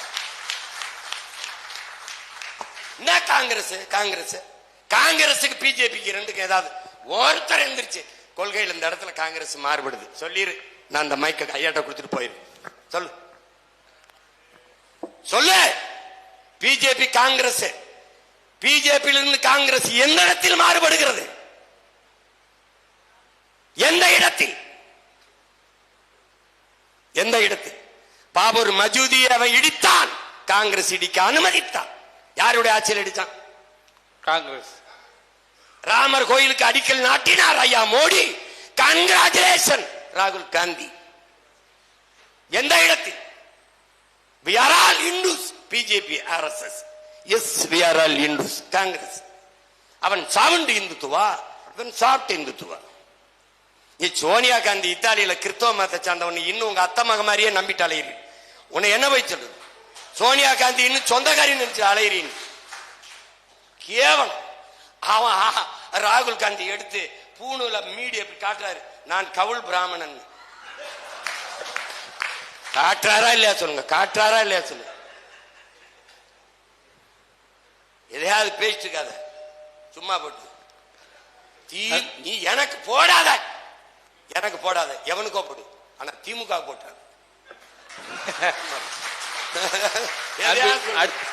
அடுத்த கேள்வி. நீங்க வணக்கம். நீங்க இந்த மாதிரி சொல்றீங்க எங்க கிறிஸ்தவத்தை ஒருமுகப்படுத்தணும் எல்லாத்தையும். நான் சென்னையில இருந்து கிறிஸ்தவத்தை இல்ல, கிறிஸ்தவ மக்களை நம்ம அரசியல் படுத்துறதுக்காக தமிழர்கள் அரசியல்னா முதல்ல அரசியல் படுத்தணும். அரசியல்னா என்னன்னு தெரிஞ்சாதான் அரசியல் படுத்த முடியும். நீங்க சொல்றீங்க, ஆனா நீங்க கிறிஸ்தவத்துக்கு அகைன்ஸ்டா ஒரு சில இடங்கள்ல நீங்க பேசிருக்கீங்க. ஏன்னா நம்ம பரமசிவம் பாத்திவா அந்த படத்துல பாத்தீங்கன்னா தமிழ் கிறிஸ்தவங்களை நம்ம ரொம்ப கொச்சையா அவங்க சொல்லியிருக்காங்க. நீங்க அந்த ட்ரெய்லருக்கோ இல்லைன்னா திரை வெளியீட்டுக்கோ நீங்க போய் கலந்துருக்கீங்க. அது நம்ம சபைகள்ல போய் பேசிச்சோமோ உங்க அண்ணனை எப்படி பண்றாரு, நாங்க எப்படி இதை நம்புறது அப்படின்னு சொல்லும் மாதிரி ஒரு கேள்வி வருதுன்னு. அவ்வளவுதான் உங்க அரசியல். ஐயா முக முத்தவர்கள் மரணத்துக்கு போய் அவர் வீட்டுல துயரம் கேட்டதுனாலயே ஐயா ஸ்டாலின் எனக்கு கூப்பிட்டு பேட்டி கொடுத்துட்டாருன்னு பேசுற கூட்டம் தான் அது. அது என் தம்பி தான் சொல்லுவான். அத என் தம்பி செல்லமுத்து அனுப்பியிருந்தான். நீ விருந்து காரியங்களுக்கு போகலைனாலும் துக்க காரியத்துக்கு போகணும்னு விவிலியத்துல செய்திருக்குன்ட்டு. படத்தை எடுத்தவர் என்னுடைய தம்பி, தயாரித்தவர். அவர் கூப்பிடும் போது அங்க போய் நீ எடுத்தது சரிதான், கிறிஸ்தவத்தை இப்படி சொன்னது சரிதான் அப்படின்னு பேசல. ஒரு பங்கேற்றதுனாலே ஒண்ணும் இல்லை. ஐயா இலகணேசன் மரணத்துக்கு நான் போனதுனாலேயே பிஜேபின்னு சொல்லிட்டு இருக்க கூடாது. புரியுதா? அதான் அவர் கருத்து உங்களுக்கு புரியுதுன்னு நினைக்கிறேன். அதனால இந்த நிலத்துல நீங்க அதை கவனிச்சுக்கிறீங்க. இங்கதான் இந்த கொடுமை இருக்கு. அரபு நாடுகள் எல்லா நாடுகளையும், இஸ்லாமிய எல்லா நாடுகளையும் இந்து கோயில் இருக்கு. அண்மையில கூட போன ஆண்டுல துபாயில போய் ஐயா மோடி அவர்கள் ஒரு இந்து கோயிலை திறந்து வச்சுட்டு வந்தார். அதுவும் இஸ்லாமிய நாடு. எந்த இடையூறு இல்லாம இங்க இந்து கோயிலை உங்களால திறந்து வைக்க முடியுது. ஆனா இங்க ஒரு நீங்க பல்வேசல கட்டிட முடியுமா? முடியாது. அந்த மாதிரி நீங்கள் புரிந்து கொள்றதுல இருக்கு. நான் எடுத்து வைக்கிற கருத்தை தான் நீங்க பார்க்கணும். உங்க அண்ணன் அன்னைக்கு சொன்னாரே, இன்னைக்கு சொன்னாரே, 2010 இந்த அரசியல் இயக்கத்தை தொடங்கியதிலிருந்து நாங்கள் எடுத்து வைக்கிற கருத்தியல் கோட்பாடு என்ன, இதை நீங்க பார்க்கணும். நீங்க அதை சொல்றாங்களே, இதை சொல்றாங்களே, இதை சொல்றாங்களே. நான் அந்த நிகழ்ச்சியில பங்கேற்றதே உங்களுக்கு பிரச்சனை, என்னைய நிராகரிங்க. பரிசுத்தி அவையாட்டில் இட்லி விமான்னு கேட்டவருக்கு ஏன் போட்டிய? கன்னியாஸ்திரிகள் எல்லாம் கன்னியாஸ்திரிகள் இல்லையே அப்படின்னு சொன்ன கருணாநிதிக்கு ஏன் போட்டிய? ஏன்னா அவர் கர்த்தரால் ஆசீர்வதிக்கப்பட்டவர், நான் கர்த்தரால் நிராகரிக்கப்பட்டவனா? என்ன இது? நெஞ்சில பைபிளை வச்சுக்கிறீங்க, சாத்தான் கருணாநிதி கையை பிடிச்சிட்டு போயிட்டே இருக்கிறீங்க. எப்படின்னு சொல்லு. அப்ப உண்மையிலேயே ஒரு மகனுக்கு வலிக்குமாலே என்னடா இது, நான் ஒன்னும் தாவிது இல்ல ஒண்டி வில்ல வச்சு ஒரே அடியா மண்டையில அடிக்கிறதுக்கு. அது சொல்லும் போது நல்லா இருக்கு, செய்யறதுக்கு அந்த ஒண்டி வில்ல அடிச்சு அடிக்கத்தான் போராடுறேன். ஆனா 2 பூதம் இருக்கு, ஒரு பூதம் கோழியாத்துன்னு ஒரு பூதம் அல்ல, கோழியாத்து டபுள் ரோல் போட்டிருக்கு. இல்லைங்க, அதான் பிரச்சனை இருக்கு. அது ஒரு நிகழ்ச்சி, ஒரு திரைப்பட நிகழ்ச்சி. நமக்கு உடன்பாடு இருக்கு இல்ல, அந்த கருத்துல நமக்கு உடன்பாடு இருக்கு இல்ல, அதை ஏற்கிறனா இல்லையான்னு கேட்டீங்கன்னா அதை ஏற்கல. ஆனா அது ஒரு கருத்து, அதை போய் நம்ம ஒன்னும் சொல்ல முடியாது. அண்ணா வணக்கம். 16ஆம் நூற்றாண்டுக்கு பின் தமிழ்நாட்டுக்கு வந்து மேலை நாட்டு கிறிஸ்தவர்கள், திருத்தொண்டர்கள், மேலை நாட்டு கிறிஸ்தவர்கள் ஆட்சியாளர்கள், அவர் நோக்கம் செயல்பாடு என்னவா இருக்கும்? என்னது? 16ஆம் நூற்றாண்டுக்கு பின் தமிழ்நாட்டுக்கு வந்து மேலை நாட்டு கிறிஸ்தவர் திருத்தொண்டர்கள், மேலை நாட்டு கிறிஸ்தவர் ஆட்சியாளர்கள் நோக்கம் செயல்பாடு என்னவா இருக்கும்? அவர்கள் வந்தது மதம் பரப்புவதற்காக தான் வந்தார்கள். சரியா? திருத்தொண்டர்கள் வந்தது மதம் பரப்புவதற்காக தான் வந்தாங்க. ஆனால் இங்க வந்து அவங்க பார்த்த சூழல் வந்து சாதிய கட்டுமான சூழல். அதுதான் அண்ணன் ஏற்கனவே சொன்னாங்க. வெளிநாட்டுக்கார வந்து இங்க உள்நாட்டுக்கார நம்மளை வந்து கீழ் ஜாதி மேல் ஜாதின்னு பிரிச்சு வச்சிருந்தான். வெளிநாட்டுக்கார வந்து நம்மளை அதுல வந்து இப்ப பஞ்சமர் நிலம்னு ஒண்ணு இருக்கு பத்தியா, பஞ்சமர் நிலம் மீட்கிறதே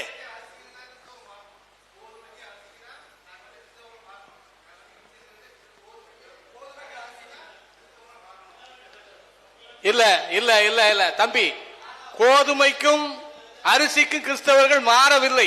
நீங்க தயவு செய்து அந்த வரலாறை மாற்றணும். அப்படி சொல்றாங்கிறது தப்பு. ஏனென்று சொன்னால் அண்ணன் சொன்னதுதான், அடிமைத்தனத்தில் இருந்தவர்களுக்கு ஆண்டவன் பேரை சொல்லி சம உரிமை கொடுத்ததனால் கிறிஸ்தவர்கள் ஆனார்கள். இருங்க, இப்போ இன்னும் இஸ்லாத்துக்கு கிறிஸ்தவத்துக்கு மாறுகிறது இருக்கா இல்லையா? மதம், வழிபாடு, உணவு, உடை எல்லாம் அவரவர் சொந்த விருப்பம், அவருடைய உரிமை. அதுல இன்னும் போறது, இப்ப இன்னும் கோதுமை அரிசிக்கு கஷ்டமா இருக்கா? அதனால மாற இழிவு இருக்கு, தீண்டாமை இருக்கு, சாதிய கொடுமை இருக்கு, சமத்துவம் சகோதரத்துவம் இல்ல. ஒன்னு சொல்றேன், கிறிஸ்தவம் எங்கு தோன்றிய மதம்? ஐரோப்பால. இஸ்லாம் எங்கு தோன்றிய மதம்? அரேபியால. அதாவது கிறிஸ்தவம் ஆசியாவில் தோன்றி ஐரோப்பிய மதமாக மாற்றப்பட்டது. இஸ்ரேல் எப்ப வந்துச்சு?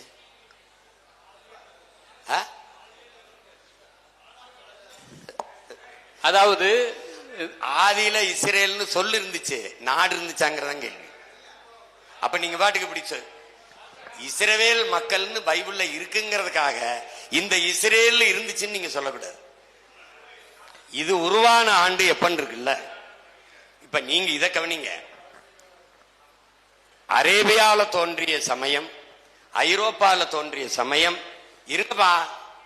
இந்தியாவுக்குள் இவ்வளவு தூரம் பரவ காரணம் இங்க தோன்றிய இங்க பௌத்தம் இருந்தது, சீக்கியம் இருந்தது, சமணம் இருந்தது, சைவம் இருந்தது, வைணவம் இருந்தது, இப்படி பல சமயங்கள் இருந்தது. இந்த சமயங்கள் எல்லாம் எப்போ இந்துவாகுது அப்படின்னா, வெள்ளைக்காரர்கள் ஆளும் போது அன்றைக்கு கல்கத்தால ஆளுநராக இருந்த சர் வில்லியம் ஜோன்ஸ் அவர்கள் போட்ட கையெழுத்துல இது கூட்டு, இது அவியல், இது பொரியல், இது சாம்பார், இது சோறு, இது ரசம் எல்லாம் சேர்ந்து சாப்பாடு என்று ஆன மாதிரி இந்த சமயங்கள் எல்லாம் சேர்ந்து இந்துனாச்சு. ஆனால் வெவ்வேறு நாடுகளில் தோன்றிய இந்த சமயங்கள் இங்கு பரவிய அளவிற்கு பௌத்தம் இந்தியாவில், இந்திய நிலப்பரப்பில் இங்கு தோன்றிய பௌத்தம் இந்த நாடுகள் எல்லாம் பெருகி வளர்ந்த அளவிற்கு இந்த சமயம், இந்து சமயம் ஏன் வேற நாடுகளில் பரவவில்லை, வளரவில்லை என்றால் அந்த சமயங்களில் இருக்கிற சமத்துவமும் இந்த சமயத்தில் இருக்கிற சமத்துவமற்ற ஏற்றதாழ்வும் தான் காரணம். இதைத்தான் அண்ணன் பழனி பாபா இஸ்லாத்தை சொல்லும் போது இஸ்லாம் not a religion, it's a revolution வார்த்தையை குறிப்பிடுறார். அதை நீங்க கவனிக்கணும். அப்படிதான் நீங்க கிறிஸ்துவத்தையும் பார்க்கணும். ஏற்றதாழ்வுகளை களைய வந்த, ஏற்றதாழ்வு இருக்கிற ஒரு சமூகத்தில் அதற்கு எதிர் புரட்சியாக வந்த ஒரு சமய புரட்சி தான் இந்த சமயங்கள். அதை நீங்க, அதனாலதான் இது இவ்வளவு வேகமாக பரவுச்சு. மற்ற சமயங்களில் இல்லாத மானுடம், உயிர்மை, நேயம் இதெல்லாம் தான் இதுக்கு காரணம். அதை நீங்க விளங்கணும். அதை புரிஞ்சுக்கிட்டீங்கன்னாவே இந்த கேள்விக்கு பதில் கிடைக்கும். அடுத்த கேள்வி, அண்ணா வணக்கண்ணே. நான் உங்களுக்கு முதல்ல ஒரு நன்றியை பதிவு பண்ணிக்கிறேன். பல மாதங்களாக வந்து குடிநீர் பிரச்சனை வந்து திருவம்பூர் தாலுக்காவில் இருக்கேன். பல மாதங்களாக பதித்தபால் அனுப்பி எல்லாமே பண்ணி ஒரு நடக்க முடியாத ஒரு செய்தியை வந்து நாம் தமிழ்நாட்டிலேருந்து ஒரு 3 பேர் வந்து நேரடியாக போய் அவங்கள்ட்ட போய் கேட்டப்ப 2 நாளில் வந்து சரி பண்ணி கொடுத்தாங்க. அதுக்கு வந்து முதல் நன்றியை வந்து நான் இங்கே பதிவு பண்ணிக்கிறேன். ஒன்று. ரெண்டாவது வந்து பல மாதங்களாக இந்த திருவம்பூர் தாலுகா ஆஃபீஸில் வந்து எவ்வளோ மனு கொடுத்தாலும் எது பண்ணினாலும் எதுக்கு நிராகரிக்காங்கன்னு ஒன்றும் தெரியல. ஆனால் நான் நேராக கேட்டேன், நான் கிறிஸ்தவனுங்கிறதுக்காக இந்த மனுவை வந்து நிராகரிக்கலாம், பதில் சொல்லுங்கன்னு சொல்லிட்டு தகவல் உரிமை சட்டத்தில் தபால் போட்டிருக்கேன், எல்லாமே போட்டிருக்கேன். இது வரைக்கும் 2021 நான் அலைகிறேன், எதுவுமே நடந்ததில்லை. ஆனால் எனக்கு ஒரு துணிவு மட்டும் இப்போ வந்திருக்கு. அது என்னன்னா, இந்த நாம் தமிழில் என்னைக்கு சேர்ந்தனா அதுதான் என் மனசுல ஒரு பெரிய வெறி இருக்குது. அது என்னன்னா, தொட்டு தொட்டு கும்பிட்டுக்கிட்டு எனக்கு ஒன்றும் சரியா ஆகல, ஆனா போராடுறேன், ஆனா ஒன்னா கழிச்சுக்கிட்டே இருக்குது. ஆனா மிகுந்த நன்றியை நான் பதிவு பண்ணிக்கிறேன். அவ்வளவுதான், வேற ஒன்றும் இல்லை.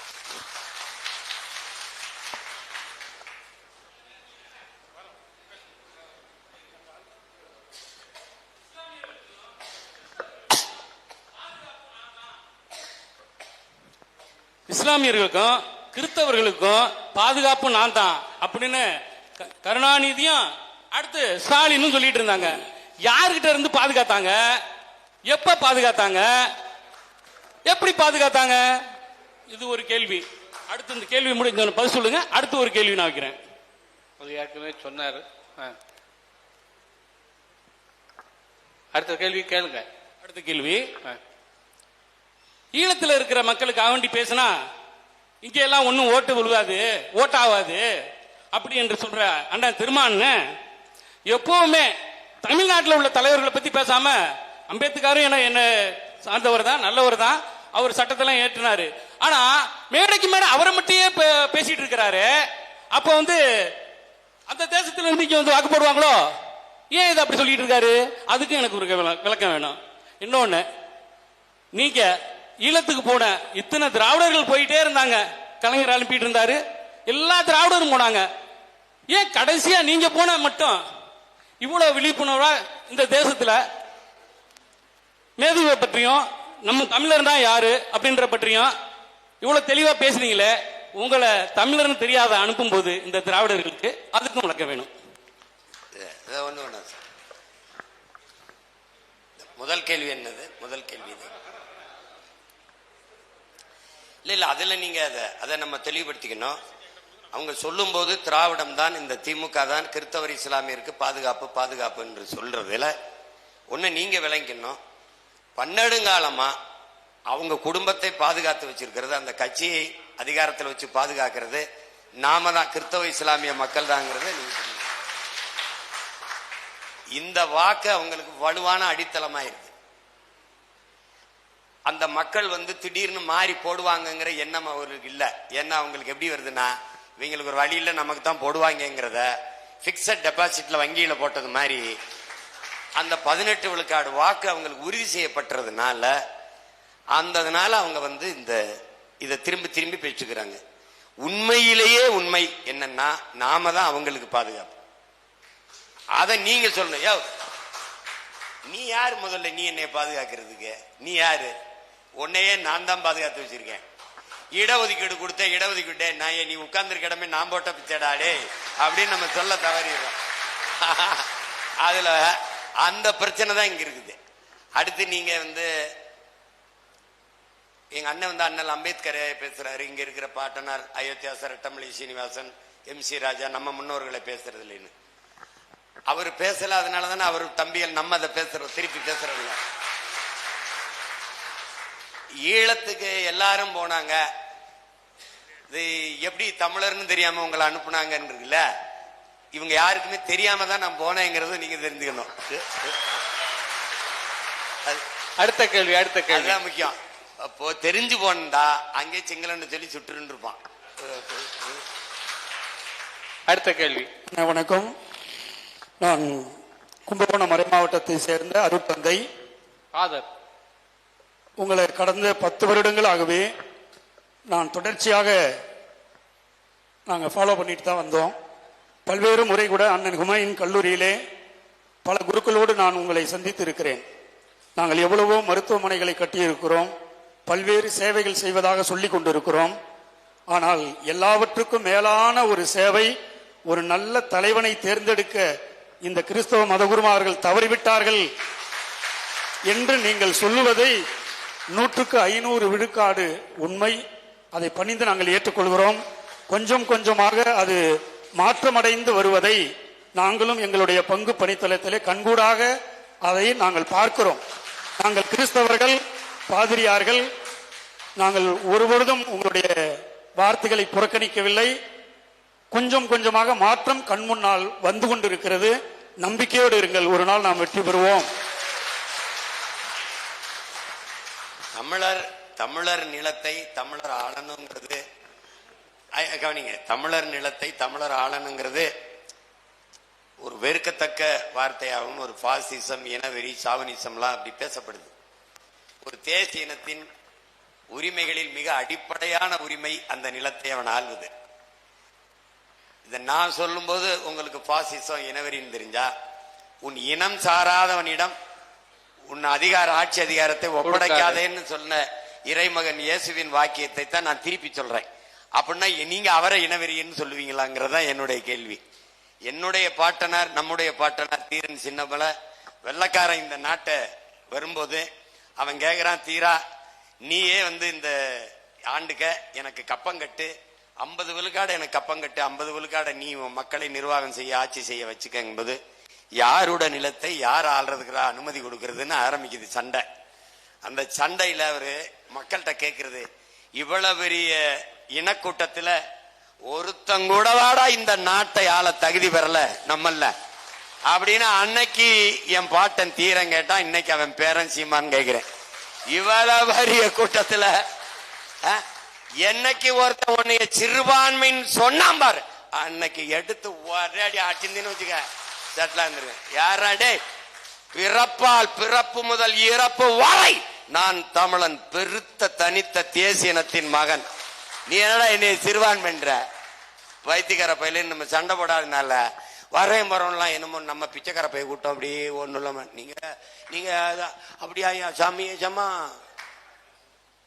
நிமிந்துன்னு அப்புறம் தமிழன்டா அப்படின்னு நம்ம எப்படி எழுப்புறாரு பாருங்க. தண்ணீர் ஊத்தி இல்ல, வெந்நீர் ஊத்தி.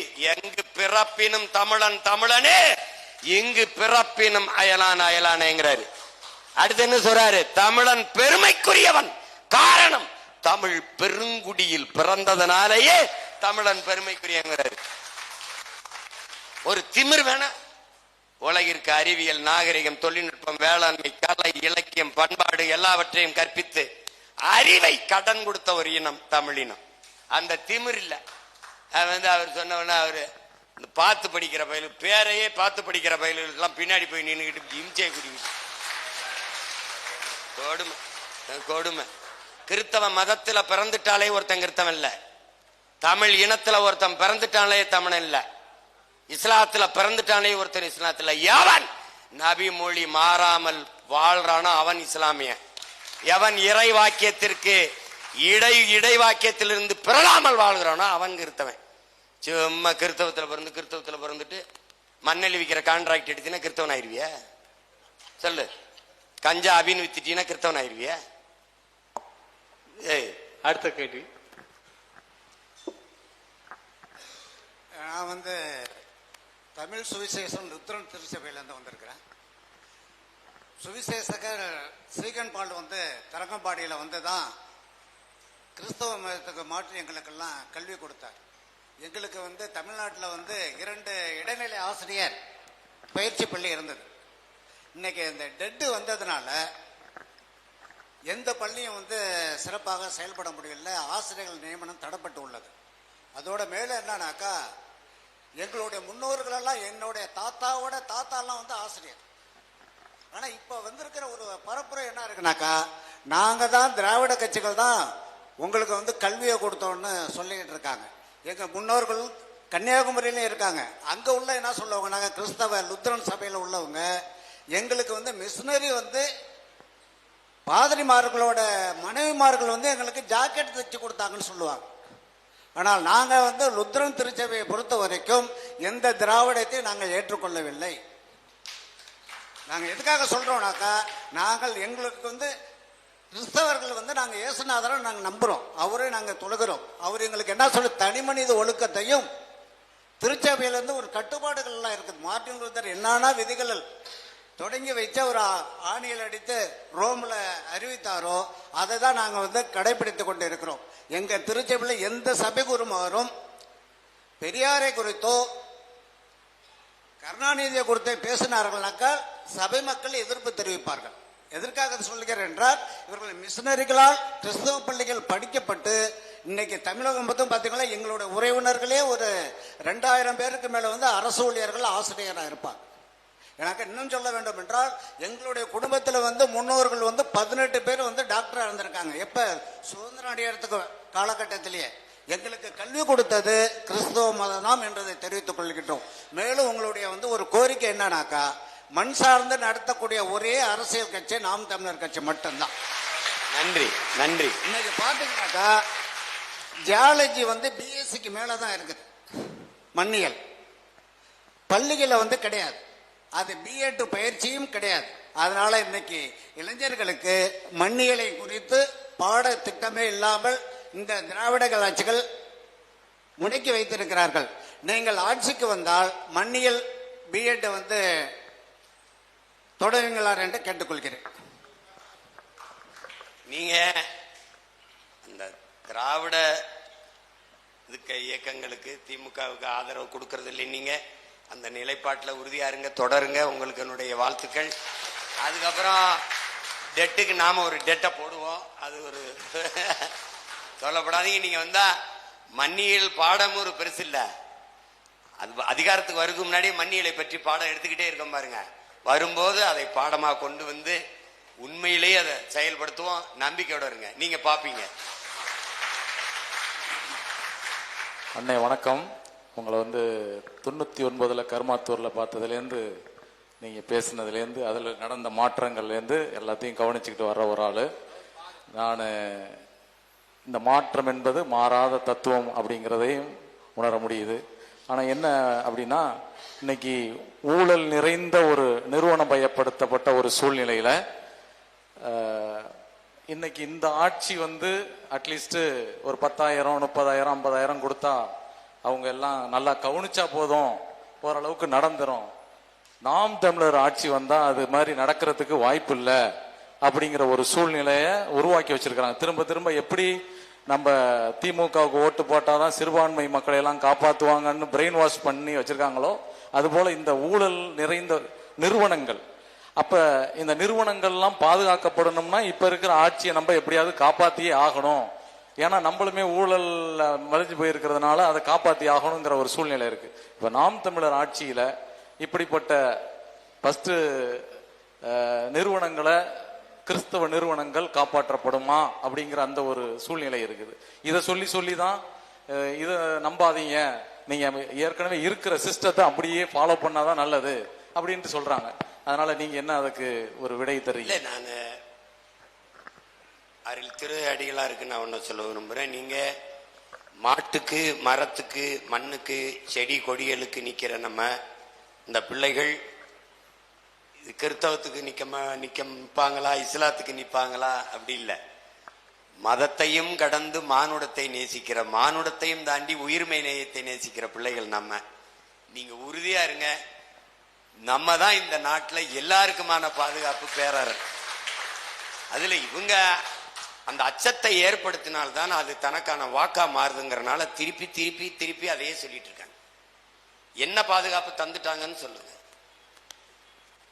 ஜெப கூடங்களை இடிக்கும் போதோ பைபிளை தீ வச்சு கொளுத்தும் போதோ அவங்க என்ன பண்ணிட்டு இருந்தாங்கன்னு சொல்லுங்க. அதெல்லாம் அவங்க செய்ய மாட்டாங்க.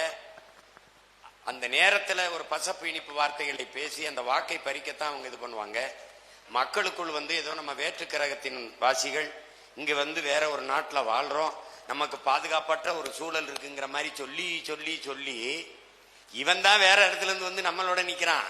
ஆனா இவன் என்ன பண்ணுவான், நம்மளை சொந்த மண்ணின் மக்களை வந்து அச்சப்படுத்தி ஒரு குற்ற உணர்வை நமக்குள்ள தள்ளி அதையே நம்மளுக்கு வந்து ஒரு கோழைத்தனத்தை நமக்குள்ள விதைச்சு வச்சுட்டாங்க. இனி வரும் தலைமுறைகள் நிமிர்ந்து நிற்பார்கள். நான் திரும்ப திரும்ப சொல்றது, இஸ்லாத்தை ஏற்றிருக்கிற எண்ணரும் மக்கள், கிறிஸ்தவத்தை ஏற்றிருக்கிற எண்ணரும் சொந்தங்கள், நாங்கள் சிறுபான்மை, எங்களுக்கு திமுக அதிமுக தான், இந்த திமுக தான் பாதுகாப்புங்கிறவங்க எனக்கு வாக்கு செலுத்த வேண்டாம். நாங்கள் பெரும்பான்மை தேசியனத்தின் மக்கள், தமிழர்கள். நாங்கள் வீரர்கள், வீர மக்கள். எங்களை எவனும் பாதுகாக்க வேண்டியதில்லை, நாங்களே பாதுகாத்துக்கிறோம்னு சொல்ற வீர மக்கள் எங்கூட நின்னா போதும், எனக்கு வாக்கு செலுத்தினா போதும். அது ஒரே ஒரு ஓட்டுனாலும் சுத்தமான வீர தமிழனின் ஓட்டா இருந்தா நான் வாங்கிட்டு போறேன்.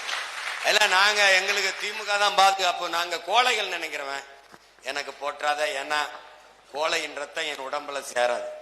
நாங்க எங்களுக்கு அஞ்சுவதும் அடிபணிவதும் தமிழன் பரம்பரைக்கே கிடையாதுங்கிறதா எங்க தலைவர் எங்களுக்கு கற்பித்தது. அதனால எது நீங்க எவன் துணிஞ்சு நிக்கிறானோ அவனுக்கு தான் இது களம். அதனால அந்த வாக்கை நீங்க மறுபடியும் அந்த குப்பை தொட்டியிலே போட்டுட்டு நீங்க போகலாம், அது ஒரு பிரச்சனை கிடையாது. அண்ணன் சொன்னதோடு ஒரு அருட்தந்தைக்கு ஒரே ஒரு விஷயம் நான் சொல்லிடுறேன். இது திட்டமிட்டு திணிக்கப்படுகின்ற ஒரு செய்தி. குறிப்பாக கிறிஸ்தவ நிறுவனங்கள் நடத்துகின்ற சாமியார் சிஸ்டர்கள், பாஸ்டர்கள் அல்லது சபை தலைவர்கள் இதற்கு ரொம்ப பயப்படுதாங்க. ஏன்னா அதை தொட்டுட்டாங்க அப்படின்னு சொன்னா அவங்களுக்கு பொழப்பு இல்லாம போயிடும். அவங்களுக்கு பொழப்பு இல்லாம போயிடும் அப்படிங்கிற பயத்துல அவங்க என்ன பண்றாங்கன்னா, அதிமுக வந்தா கூட பரவாயில்ல அப்படிங்கிற நிலைமையில அவங்க உட்கார்ந்துருக்கிறாங்க. ஏன்னா அதுக்குள்ள அவங்களுக்கு பல ஊழல், பல விஷயங்கள் அவங்களுக்கு ஓடிக்கிட்டு இருக்குது. ஆனா நாம் தமிழர் வந்தா இதுக்கு ஆப்பு வச்சிருவாங்களே அப்படிங்கிற பயம் அவர்களுக்கு இருக்கிறது. அதுக்காகத்தான் அவங்க அமைப்புல உள்ள தலைவர்கள், நிறுவனங்களை நடத்துகிற தலைவர்கள் நமக்கு திமுக தான் பாதுகாப்பு, திமுக தான் பாதுகாப்புன்னு திரும்ப திரும்ப சொல்றாங்க. திமுக பாதுகாப்புன்னு திரும்ப திரும்ப சொல்றாங்கன்னா அவன் திருடன் தான் இருப்பான்னு அர்த்தம். அடுத்த கேள்வி. அண்ணே வணக்கம்ண்ணே, என்னுடைய பேர் ஞான செல்வம். நான் ஒரு தமிழ் கிறிஸ்தவன். நான் ஒரு தம்பியா கேட்கிறேன். நான் கிறிஸ்தவர்கள் மத்தியில நான் நாம் தமிழர் கட்சியை எடுத்துட்டு போனேன் அப்படின்னா உங்களுடைய கடந்த கால வீடியோஸ்களை தான் போட்டு காட்டுறாங்க. நீங்க திவ்ய நற்கருணையை பேசினதா இருக்கட்டும், அல்லது நீங்க பெரியாரிஸ்டா இருந்த காலகட்டத்தில் நிறைய கிறிஸ்தவர்களை பத்தின நிறைய வீடியோக்கள் தான் அதிகமா எடுத்துட்டு கிறிஸ்தவர்கள், எங்க மாமாவே இங்க பாரு உங்கால் சீமான் எவ்வளவு கிறிஸ்தவர்களை ரொம்ப காயப்படுத்துறாரு, ரொம்ப இதா பேசியிருக்காரு அப்போ உள்ள காலகட்டத்தில் அப்படிங்கிறத எடுத்து காட்டுறாங்களே ஒழிய, இன்னொன்னு கிறிஸ்தவர்கள் மத்தியில நிறைய அச்சங்கள் இருக்குது, உங்க மேல ஒரு நம்பிக்கையின்மை இருக்குது. கிறிஸ்தவர்கள் ரொம்ப அன்பானவங்க தான், ரொம்ப பாசமானவங்க தான். ஒரு வாட்டி மனசு வச்சுட்டாங்கன்னா கண்டிப்பா உங்களை தேடி வருவாங்கன்னு.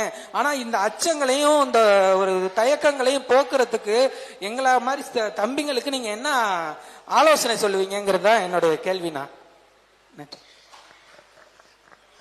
அச்சப்படாத தைரியமா இருந்தான் சொல்ல முடியும். அண்ணன் என்ன வேற சொல்ல முடியும்.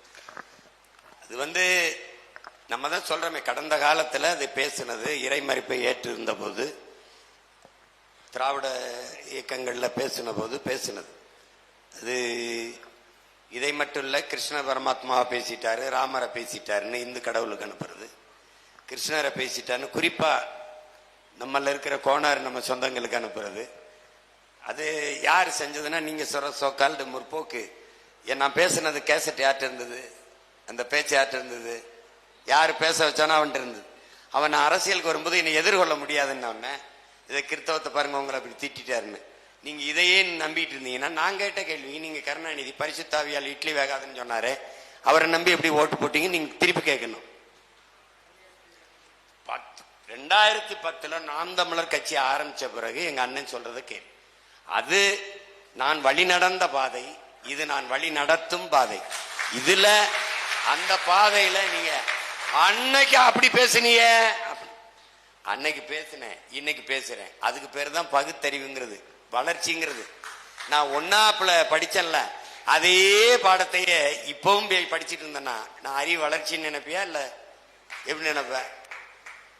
எனக்கு பாடம் நடத்துற ஆசிரியர் இருக்காருல்ல, அவரு என்னோட தர்க்கம் பண்ணி என்னோட பேசி ஜெயிக்க முடியும்னு நினைக்கிறியா?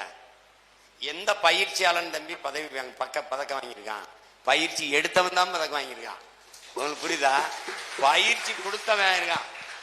அது மாதிரி அன்னைக்கு நான் பேசினதை இன்னைக்கு பேசிக்க வேண்டியது இல்லை. இப்ப என்ன பேசுறேன், இன்னைக்கு என்ன அரசியலை அக்கறையோடு இந்த மகன் எடுத்து வைக்கிறான்னு தான் நீ பார்க்கணும்.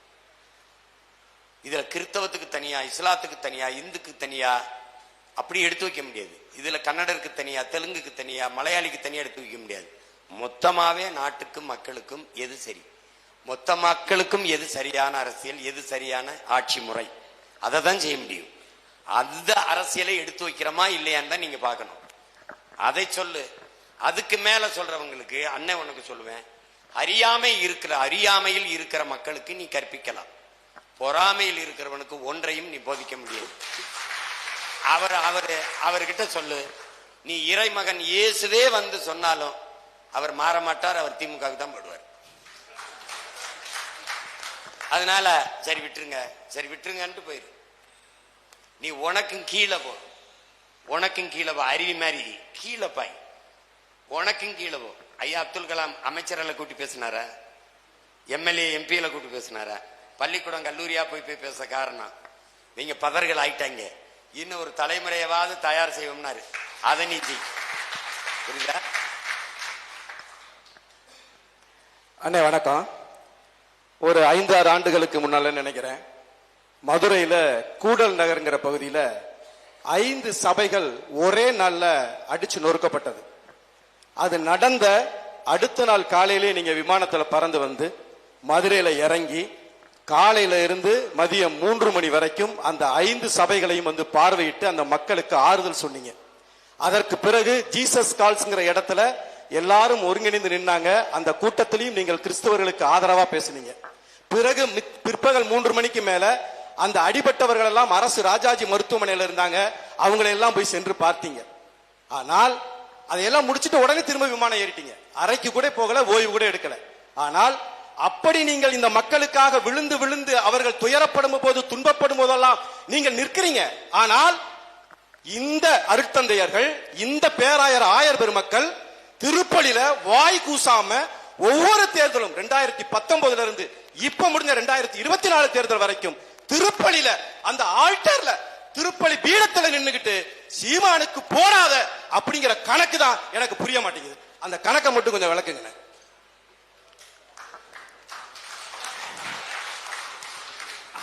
அந்த கணக்கு புரிஞ்சிருந்தா நான் இங்க வந்து நிக்கிறேன். உனக்கு நம்ம சொல்றது ஆயர் பெருமக்கள், என்னரும் இறை மக்கள், இஸ்லாமியன் சொந்தங்கள் எல்லாருக்கும் யாருக்கு வாக்கு செலுத்தணுங்கிறது உங்க விருப்பம். எது நல்லது என்பதை தேர்வு செய்வது உங்க விருப்பம். நான் எப்படிப்பட்ட தலைவனின் பேரன்னா, வாக்கு கேட்கும் போது நிறைய செய்திகளை பேசிட்டு எனக்கு எங்க கட்சிக்காரனுக்கு ஓட்டு போடுங்கன்னு சொல்லல, சொல்றத சொல்லிட்டேன். நல்ல மனுஷனை பார்த்து போடுங்கன்னு போன காமராஜருடைய பேரன் நான். உங்களுக்கு புரியுது நினைக்கிறேன். நீங்க எது நல்லதோ அதை போடுங்க. ஆனால் திமுகவுக்கு போடு, காங்கிரசுக்கு போடுன்னு சொல்ல உரிமை உங்களுக்கு இருக்கு. சீமானுக்கு போடாதைன்னு சொல்ற உரிமை உங்களுக்கு இல்லை. அது சொல்லக்கூடாது. நீங்க என்ன செஞ்சாலும் நான் வென்றுவேன். நீங்க போடாலும் போனாலும் வென்றுவேன். அன்னைக்கு நீங்க ஒரு நாள் இந்த மாதிரி ஜப வழிபாட்டுல பேசின எல்லாரையும் நாங்க குறிச்சு வச்சிருக்கேன். நான் வந்து கேட்பேன். ஏன்னா நான் மட்டும் இல்ல, என் பின்னாடி இது மாதிரி பெரிய படையே வரும். நீங்க அன்னைக்கு ஏன் இதை சொன்னீங்க? அப்படி எல்லாரும் இல்ல, என்னை பார்த்ததில்லை, நான் எங்க இருக்குன்னு தெரியாது. ஜப வழிபாட்டுல ஒரு அருள் தந்தை, நாம் தமிழர் என்று ஒரு கட்சி இருக்கு. அந்த கட்சி எந்நேரானாலும் எவனை கூப்பிட்டாலும் வந்து ரத்தம் கொடுக்கறான். எந்நேரானாலும் வந்து ரத்தம் கொடுக்கறான்னா அவன் குடிக்காம படுத்திருக்கான்னு அர்த்தம்.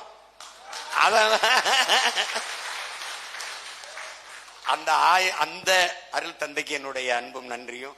நிறைய இளங்குருமார்கள் இந்த அரசியலை அங்க அவங்க பேசினாங்களே, எப்படியாவது மாத்திரணும்னு ஒரு நல்ல தலைவனை தேர்வு செஞ்சிடணும், நல்ல அரசியலை உருவாக்கி நல்ல அரசை மலரச் செய்வதை விட ஆக சிறந்த ஒரு இறைப்பணி இருக்க முடியுமா என் அன்பு மக்களை? யாராவது சொல்லுங்க. இருக்கவே முடியாது. இறைவனுக்கு இதை விட நீங்க தொண்டு செய்ய முடியாது. அதனால அவங்க சொல்றவங்க சொல்லுவாங்க, அந்த குரல் குறைவு. நம்முடைய நல்ல அரசியல் உருவாகணும், நல்ல ஆட்சி மலரணுங்கிற எண்ணம், அந்த சிந்தனை கொண்ட இறைமக்கள் பெருகி கொண்டு வருகிறார்கள். காலம் மாறுதலை நோக்கி போய்கொண்டிருக்கிறது. 26 நம்ம கையில தான் ஆட்டம் இருக்க போது. தைரியமா இருக்கு, தைரியமா இருக்கு, தைரியமா இருக்கு. அண்ணே, மீண்டும் அந்த மாதிரி திருப்பலியில வந்து இது போல பேசுனாங்கன்னா நான் பிரபாகரனின் தளபதியா இருக்கவா, சீமானின் தம்பியா இருக்கவா? நீங்க அந்த மாதிரி ஜெப பள்ளி வாழ்ந்துன இறைமகன் இயேசுவினுடைய மகனா இருந்து கேளுங்க. ஆயர் அவர்களே, நீங்க அருள் தந்தை அவர்களே, நீங்க ஏன் அநீதிக்கு துணை போகிறீங்க, தீமைக்கு இருங்க. திமுகவுக்கு வாக்கு செலுத்துறோம், சரி, அந்த ஆட்சியில் நடந்த தீமைகளுக்கு நீங்க பொறுப்பேற்பீர்களா? கள்ளச்சாராய சாவுக்கு நீங்க தான் காரணம் ஏற்பீர்களா? இல்ல 6 வயசு குழந்தையை வன்புணர்வு செய்து கொலை செய்ததுக்கு நீங்க பொறுப்பேற்பீர்களா? குடிக்க வச்சு 2,50,000 பேர் தாலி எடுத்திருக்கானே, அதுக்கு நீங்க பொறுப்பேற்பீர்களா? இந்த கணக்கில்லாத ஊழல் லஞ்சம் மதுரையில கேட்டா ஒரு மாநகராட்சியில மட்டுமே 200 கோடி ஊழல் செஞ்சிருக்கானே, திருடிருக்கானே, அதுக்கு நீங்க பொறுப்பேற்பீர்களான்னு கேளுங்க. நான் ஏற்கிறேன் என்றால் நீங்களும் அவங்களுக்கே வாக்கு செலுத்துங்க. அவ்வளவுதானே. ஆனா இலங்கையில நடந்த படுகொலை கிட்டத்தட்ட 2 லட்சம் மக்கள் கொலைப்பட்டாங்க. அந்த படுகொலையை செய்தது காங்கிரஸ், உடன் இருந்தது திமுக. இப்படி கொலை செய்த காங்கிரஸையும் அதற்கு துணை போன திமுக கூடயும் இன்றைக்கு கிறிஸ்தவர்கள் இருக்கிறார்களே, மிகப்பெரிய ஒரு பதட்டமாக இருக்கிறது. என்னன்னா, பைபிள்ல இருக்கு, கடைசியா இயேசுநாதையும் பரபாசையும் நிப்பாட்டி வச்சு, நான் பரபாசை விடுதலை செய்ய வேண்டுமா, இயேசுநாதரை விடுதலை செய்ய வேண்டுமான்னு கேட்டப்ப பரபாசை விடுதலை செய்யுங்கள் அந்த கூட்டம் சொன்ன மாதிரி இன்னைக்கும் இந்த கூட்டம் பரபாசை விடுதலை செய்து கொண்டிருக்கிறதா அப்படிங்கிற கேள்வி இருக்கு. தூத்துக்குடி ஸ்டெர்லைட் அந்த கொலையில கிட்டத்தட்ட 5க்கும் மேற்பட்டவர்கள் கிறிஸ்தவர்கள். சரி, கொன்றவர்கள் அதிமுக, இன்று இருப்பவர்கள் திமுக. அருணா ஜெகதீசன் சொன்ன அந்த நடவடிக்கையை இன்றைக்கு திமுகவை ஆதரிக்கக்கூடிய கிறிஸ்தவர்களால செய்ய முடிஞ்சுச்சா? ஒத்த சீட்டுக்காக மொத்த கிறிஸ்தவனையும் அடகு வைக்கிறத இனிமேல் ஏற்க முடியாது. இல்ல, இதற்கு பதிலை என் அருள் தந்தை ஐயா மைப்பா ஜேசராஸ் அவர்கள் தொடக்கத்திலே சொல்லிட்டார்கள். கிறிஸ்தவர்கள் தங்களை தமிழர்கள் என்று உணரவே இல்லை அப்படின்னு சொல்லிட்டாங்க. நீங்க லட்சக்கணக்கா செத்த மக்கள் கொண்டவனுக்கே ஓட்டு போடுறான்னு நம்மால்னா அவன் தமிழன்னு தன்னை உணரல. அவன் கிறிஸ்தவங்கிறது வேற ஒரு இனம்னு கருதி கொண்டிருக்கான். இஸ்லாத்திலே அந்த சிக்கல் இருக்கு. உணர்ந்த ஒருவன் வந்தான், ஆயிரக்கணக்கா மேடையில பேசினான். என்னரும் இஸ்லாமிய மக்களேன்னு ஒரு இடத்துல கூட பேசல, என்னரும் தமிழ் மக்களேன்னு தான் பேசினான் நம்ம அண்ணன் பழனிபாபா அவர்கள். அது மாதிரி உணர்ந்தவர்கள் வருவார்கள். இந்த அரங்கில் ஒரு 50 பேர், ஒரு கூட்டத்தில் 150 பேர் இருப்பீங்கன்னு வச்சுக்கிறீங்க. இந்த 150 கிறிஸ்தவ இறை மக்கள், 150 கிறிஸ்தவர்கள் தங்களை தமிழர்கள் என்று உணர்ந்து ஒரு தமிழ் மகனிடத்துல கேள்வி எழுப்ப வந்திருக்கீங்கன்னா இது மாறுதல், இது மாறுதல். இப்ப இந்த நிகழ்வை பார்க்கிறவர்கள் தமிழர்கள் நாங்கள் தான் கிறிஸ்தவத்தை ஏற்றிருக்கிறோம். எது என் இன மக்களுக்கு, என் நிலத்திற்கு, என் நிலத்தின் வளத்திற்கு, என் எதிர்கால சந்ததிக்கு எது சரியான பாதுகாப்பான அரசியல் என்று அவர்கள் இனிவரும் காலங்களில் முடிவெடுப்பார்கள். அதுதான் நீங்க கவனிக்கணும். இப்ப உங்களுக்கு பிஜேபியை திமுக எதிர்க்குது என்று நம்பிக்கொண்டிருக்கிற இறை மக்களுக்கு, இஸ்லாமிய மக்களுக்கு சொல்வேன், ஐயா இலகணேசன் அவர்கள் இறந்து விட்டார்கள். அவர் நாகாலாந்து மாநிலத்தினுடைய ஒரு ஆளுநர், பாராளுமன்ற உறுப்பினர், இந்த மாநிலத்தினுடைய பிஜேபி தலைவராக இருந்திருக்காங்க. அவருக்கு நாட்டின் முதன்மை அமைச்சர் மாண்புமிகு ஐயா நரேந்திர மோடி அவர்களின் சார்பில் ஒரு மலர் வளையத்தை வைத்து வணக்கம் செலுத்தும். இதை அந்த கட்சியினுடைய இந்த மாநிலத்திற்கு அமைச்சர் தம்பி எல் முருகன் அவர்களிடத்தில் கொடுத்து நீங்க என் சார்பா வணக்கம் செலுத்துங்கள் செஞ்சிருக்கலாம். அந்த கட்சியை சார்ந்த ஆளுநர் ஐயா RN ரவி கிட்ட கொடுத்து நீங்க அந்த வணக்கத்தை செலுத்துங்க என்று செஞ்சிருக்கலாம். இந்த மாநிலத்தை சார்ந்தவர் என்று சொல்லுகிற நிதியமைச்சர் அம்மா நிர்மலா சீதாராமன் அவர்கிட்ட கொடுத்து நீங்க போய் என் சார்பா அந்த மலர் வளையத்தை வச்சு வணக்கத்தை செலுத்துங்கள் என்று சொல்லியிருக்கலாம். இல்லை, இந்த கட்சியின் மாநில தலைவர் மாமா நயினார் நாகேந்திரன் அவர்கிட்ட கொடுத்து என் சார்பான வணக்கத்தை இந்த மலர் வளையத்தை வச்சு நீங்கள் செய்யுங்கள் என்று சொல்லியிருக்கலாம். இல்ல, அவர்கள் கூட்டணி வைத்திருக்கிற கட்சியின் தலைவர் மாண்புமிக்க எதிர்க்கட்சி தலைவர் ஐயா எடப்பாடி பழனிசாமி அவர்கிட்ட கொடுத்து என் சார்பான வணக்கத்தை செய்யுங்கள் என்று சொல்லியிருக்கலாம். இதில் எதையுமே செய்யாமல் ஐயா நரேந்திர மோடி அவர்கள் ஐயா ஸ்டாலின் அவர்கள்ட்ட மலர் வளையத்தை கொடுத்து என் சார்பான வணக்கத்தை நீங்கள் செலுத்துங்கள் என்று சொல்றார் என்றால் யாரு பிஜேபியோட கூட்டு, யாரு உடன், யாரு சடன்ங்கிறதெல்லாம் நீங்க தான் தட்ஸ் ஆல் யுவர் ஆனர். இவ்வளவுதான், மேல ஒன்றும் செய்ய முடியாது. நமக்கு என்ன சந்தேகம் வந்தது, நம் மக்கள் கர்த்தரால் ஆசீர்வதிக்கப்படாமல் ஐயா கருணாநிதியால் ஆசீர்வதிக்கப்பட்டாங்களோங்கிற ஐயமும் நமக்கு வந்துருது. சாத்தானின் செயல்கள் என்று பைபிள் குரான் எதையெல்லாம் வகைப்படுத்துது அப்படிங்கிற கேள்வியை கேட்டீர்கள் என்றால், நீங்கள் இந்த நாட்டில் நடக்கிற எல்லா நீதிகளையும் அது சொல்லுது. கொலை செய்வது, கொள்ளையடிப்பது, வளங்களை சுரண்டி விற்பது, ஊழல் லஞ்சம் பெறுவது, சாராயம் காய்ச்சுவது, போதைப் பொருள் விற்பது, எதுவெல்லாம் சாத்தானின் செயலோ அதையெல்லாம் இந்த அரசு செய்தா இல்லை. நாட் ஒன்லி திமுக, காங்கிரஸ் அரசு, பிஜேபி அரசு, அதிமுக அரசு, இந்த கட்சிகள் ஆட்சிகள் செய்து அது எந்த வழியில் இதுக்கு வாக்கு செலுத்தினாலும் அது சாத்தானுக்கு செய்கிற ஊழியமாகத்தான் அமையும். நீ சாத்தானின் பிள்ளைன்னு எப்படி சொல்ல? நான் சாத்தானின் பிள்ளைன்னு உடனே சொல்ல, நான் சாத்தானின் பிள்ளைய? நான் ஏன் உடனே சொல்றேன்? இறைவனின் இறை மக்களாக இருக்க வேண்டிய எண்ணரும் சொந்தங்கள் சாத்தானின் பிள்ளைகளாக மாறிவிட்டீர்களே என்ற ஆதங்கத்தை வெளிப்படுத்தினேன். எதுக்காக? இதுக்காக தான் சொன்னேன். ஒரு செயல், புனித செயல், இந்த திமுக அதிமுக ஆட்சியில ஒரு செயல், நாட்டின் பாதுகாப்புக்கு எல்லையில் நின்று சண்டை செய்து செத்து வர்ற உடலுக்கு 1 லட்சம் கொடுக்க துப்பு இல்ல, கள்ளச்சாராயம் குடிச்சு செத்தா 10 லட்சம் கொடுக்குது நாடுனா நீ எப்படின்னு பார்த்து என்ன நடக்குதுன்னு பாரு. மனநலம் பாதிக்கப்பட்ட ஒரு பெண், அவளை 12 பேர் 8 பேர் 9 பேர் சேர்ந்து வன்புணர்வு செஞ்சு அவளை,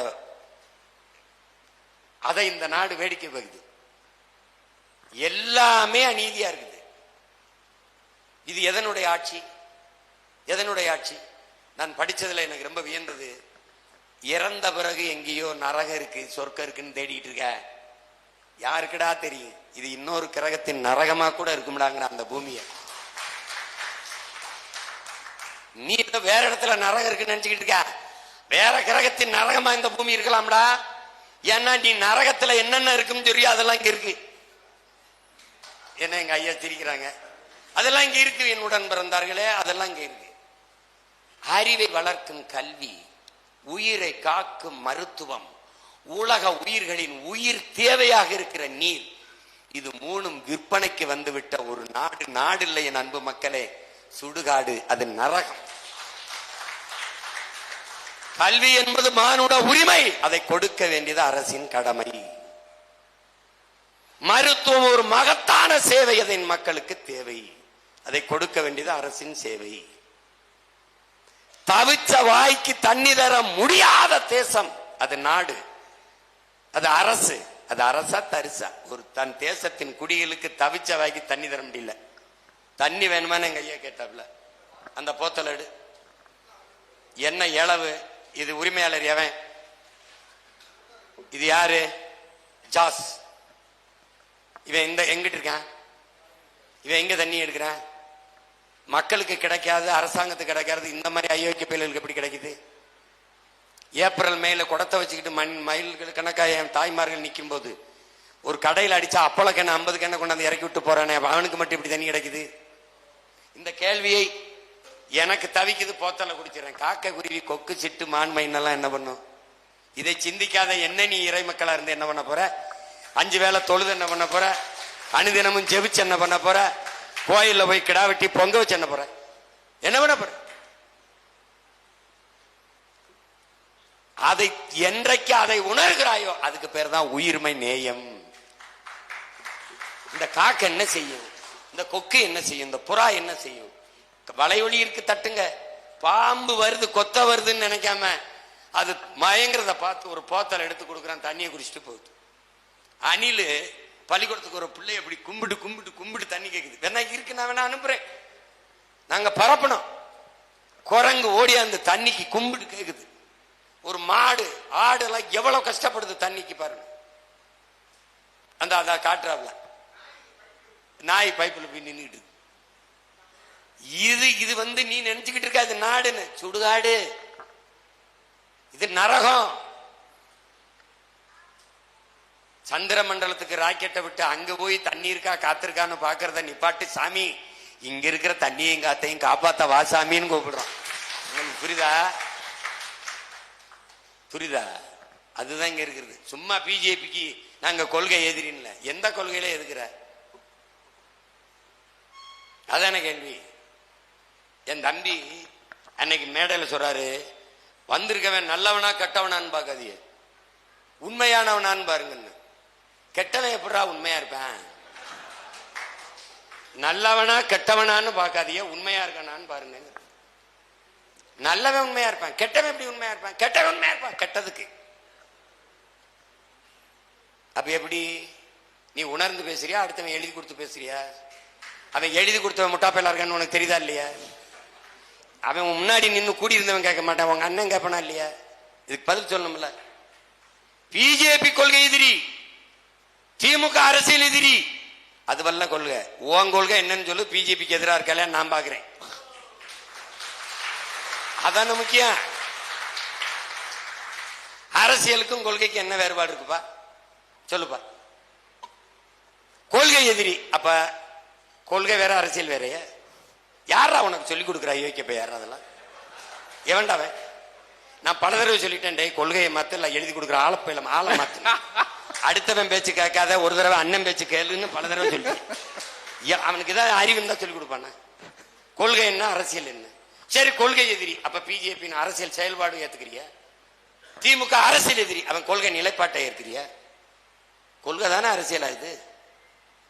என்னது ஏன் கொள்கை இது? நான் சொல்றேன், நான் வந்தேன்னா இதை செய்வேன். என்னுடைய பொருளாதார கொள்கை தற்சார்பு, பசுமை, தாய்மை, பொருளாதாரம். என்னுடைய கல்வி கொள்கை தனித்திறன் ஆற்றலுக்கு முன்னுரிமை. ஒவ்வொன்றையும் நாங்க சொல்றோம், இப்படி செய்யறோம். இதுல இருந்து நான் மாறுபடுறேன். அதுதானே. சும்மா பிஜேபிக்கு எதிரி, பிஜேபி ஏன் எதிரி? ஏன் எதிரி? ஏன் அவன் மானுட குலத்தின் பகைவன்? ஏன் இவன் ஏன் குடிசையில் இருக்கான்? இவன் பசியோடு இருக்கான்? இவன் தீண்டத்தகாதவனா இருக்கான்? இவன் ஏன் தாழ்த்தப்பட்டவனா இருக்கான் என்றால் அவன் வாங்கி வந்த வரம், அவன் கர்மா, அவன் விதி என்று சொல்லும். அதனால சொல்ற நீ மனித குலத்தின் எதிரின்னு. கொரோனா நேரத்திலே என் உடன் பிறந்தார்களே, கொரோனா நேரத்திலே மக்கள் இடம்பெற முடியவில்லை. பல 100 மைல்கள் நடந்து நடந்து பல 300 கிலோமீட்டர் நடந்து வந்தார்கள். வரும்போதே பிரசவித்தவர்கள், இறந்த பிள்ளைகளில் தோளில் தூக்கி கொண்டு வந்தவர்கள் எல்லாம் இருக்கிறார்கள். இன்னும் காணொலியில் இருக்கு, நீங்க பார்க்கலாம். அப்பா அம்மா நிர்மலா சீதாராமன் அவர்கிட்ட, நிதியமைச்சர்கிட்ட கேட்கும்போது, அவர்கள் ஊடகவியலாளர் கேட்கும்போது, மக்களை இப்படி துயரப்பட விட்டுட்டீங்களே, நீண்ட தூரம் இப்படி இடம்பெற முடியாத போக்குவரத்து வசதி இல்லாம நடக்க விட்டுட்டீங்களேன்னு கேட்டதுக்கு அவங்க சொன்ன பதில், இப்ப சீமான்ட கேட்கிறாங்க. நான் சொல்றேன், உண்மையிலேயே வலி மிகுந்திருக்கு, மிகுந்த வேதனை இருக்கிறது. அந்த மக்கள் கால்வலிக்க நடந்து போற அந்த வலியை நாங்களும் உணர்கிறோம், அவர்கள் கூடவே நடந்து செல்கிறோம், அந்த துயரத்தில் நாங்களும் பங்கேற்கிறோம். இது தவிர்க்க முடியாத ஒரு பேரிடர். இதிலிருந்து நம் நாட்டு மக்கள் மீண்டு வருவோம், நம்பிக்கையோடு பயணியுங்கள். இது எதிர்பாராத ஒரு பேரிடராகிவிட்டது. உங்களுடைய துயரத்தை நாங்கள் பகிர்ந்து கொண்டு பங்கேற்கிறோம். முழுக்க முழுக்க எங்கள் அரசு உங்களோடு நிற்கிறது, உங்களுக்கு பாதுகாப்பா நிற்கிறது என்று பேசுவது எப்படி இருக்கும்? இது யார் பேசியிருப்பா? நாம. அவங்க என்ன பேசுறாங்க? அவ்வளவு அக்கறை இருந்தா நீங்க கூட போய் அவங்க லக்கேஜை வாங்கிட்டு கூடவே நடங்களே. இந்த சிந்தனை மனித குலத்திற்கு எதிரான சிந்தனை. விளங்குதா? இப்ப எந்தெந்த இடத்துல மாறுபடுறோம்னு. நீ வணங்குகிற சாமியை பத்தியே கவலைப்பட்டுக்கிட்டு இருப்ப, நான் வாழுகிற பூமியை பத்தி கவலைப்பட்டுக்கிட்டு இருக்கேன். எனக்கு கும்பிடுறதுக்கு கோடி சாமி இருக்கு, வணங்குறதுக்கு கோடி சாமி இருக்கு, வாழ்றதுக்கு ஒரே ஒரு பூமி தான் இருக்கு.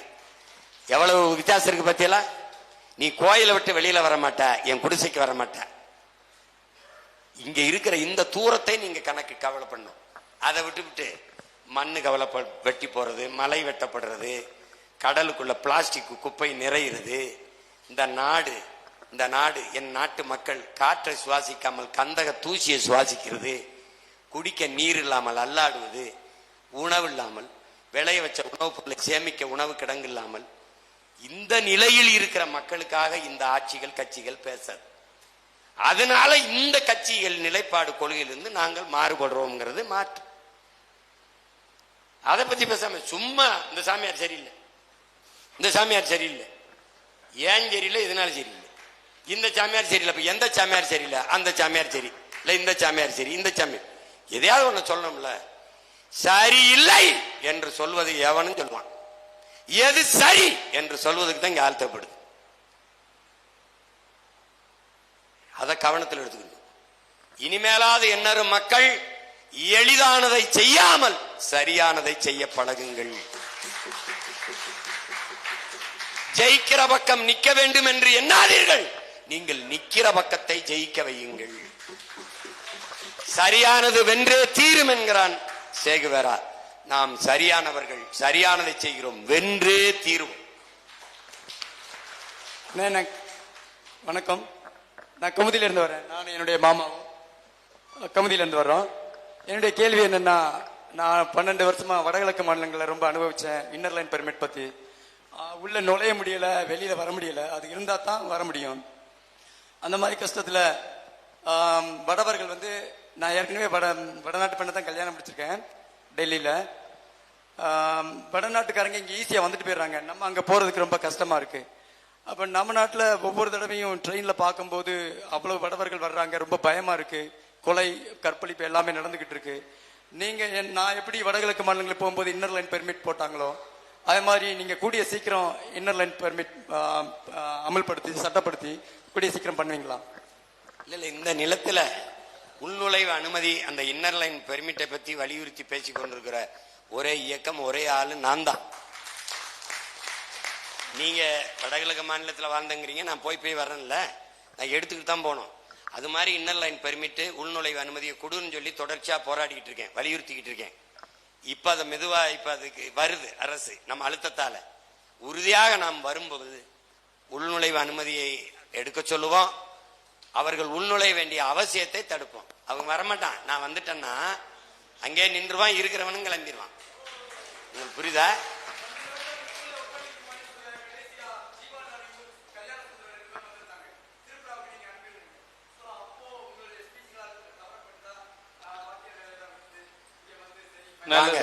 நல்லது. அடுத்து கடைசி கேள்வி, நீங்களாவது நல்லபடியா வேலை செய்யுங்க. ஆமா, கடைசி கேள்வி. வணக்கண்ணே. அண்ணா, நான் வந்து திருவரங்கம் தொகுதி, என் பேர் டி சில்வா. ஆனால் இப்போ வந்து கிறிஸ்தவ மதத்தில் வந்து கட்டாய மத மாற்றம் வந்து நடைபெறுதுண்ணே, பல இடங்கள்ல வந்து நடைபெறுது. அது வந்து குறிப்பிட்ட இவங்க பண்றாங்க, அவங்க பண்றாங்க, குறிப்பிட்ட குழுவினர் வந்து பண்றாங்க. இதனால என்ன நடக்குதுன்னா, மற்ற மதத்துக்காரங்க வந்து நம்மளை பார்க்கும்போது ஒரு வெறுப்புணர்வோட பார்க்குறாங்க.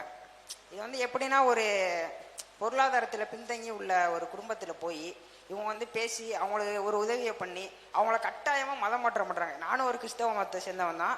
ஆனால் இது வந்து பெரிய வருத்தத்தை ஏற்படுத்துது. இதை வந்து நீங்கள் ஆதரிக்கிறீங்களா இல்லை எதிர்க்கிறீங்களா? இது இல்லை, நான் காமிக்கிறேன்.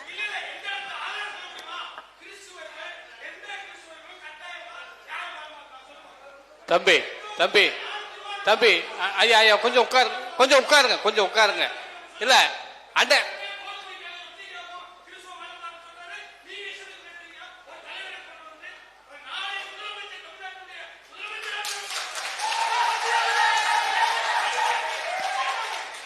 ஐயா ஐயா, சரி. அதாவது அண்ணன் ஏற்கனவே தெளிவா சொல்லிட்டாங்க. மதம் மதம் மதம் ஒரு பக்கம் கிடையாது. அவர் தெரியாம பேசுறாரு. இருங்க. மதம் மாறுவது என்பது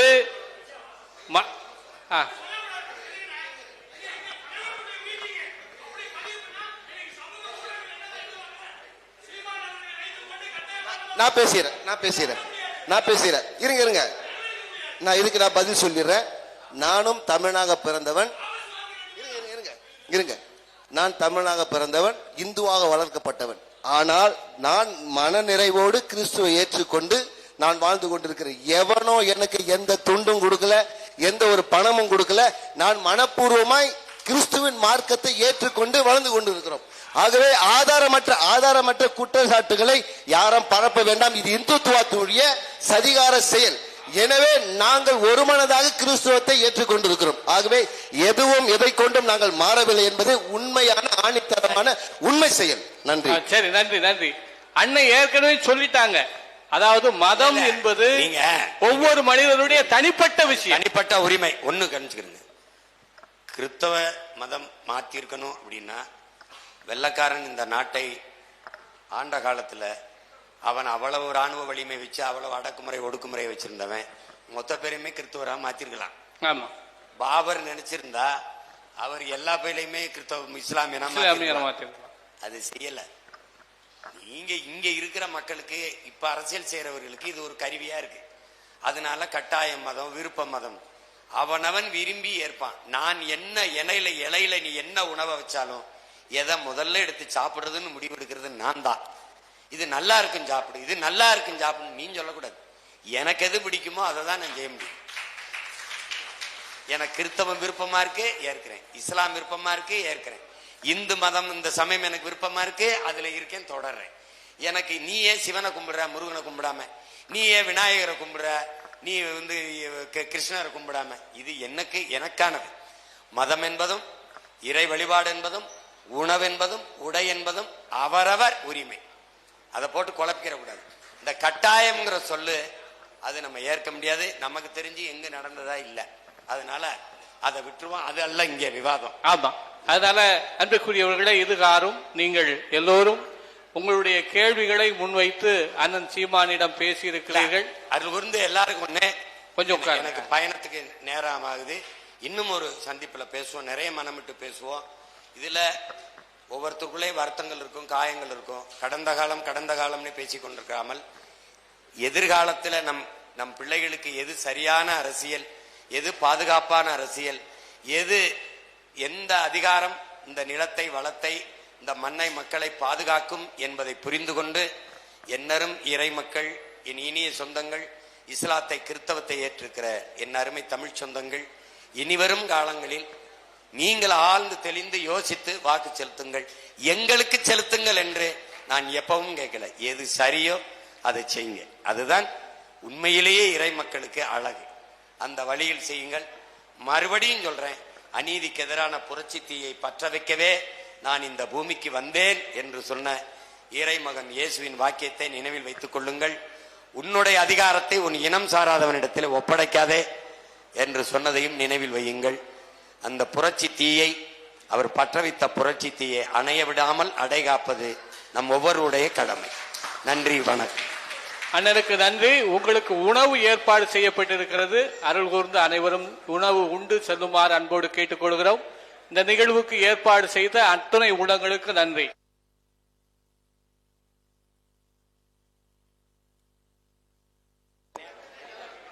இந்த நிகழ்வை சிறப்பாக முடிக்க ஒத்துழைத்த அனைவருக்கும் நன்றி. அனைவரும் உணவருந்தி விட்டு செல்லுமாறு அன்போடு கேட்டுக்கொள்கிறோம்.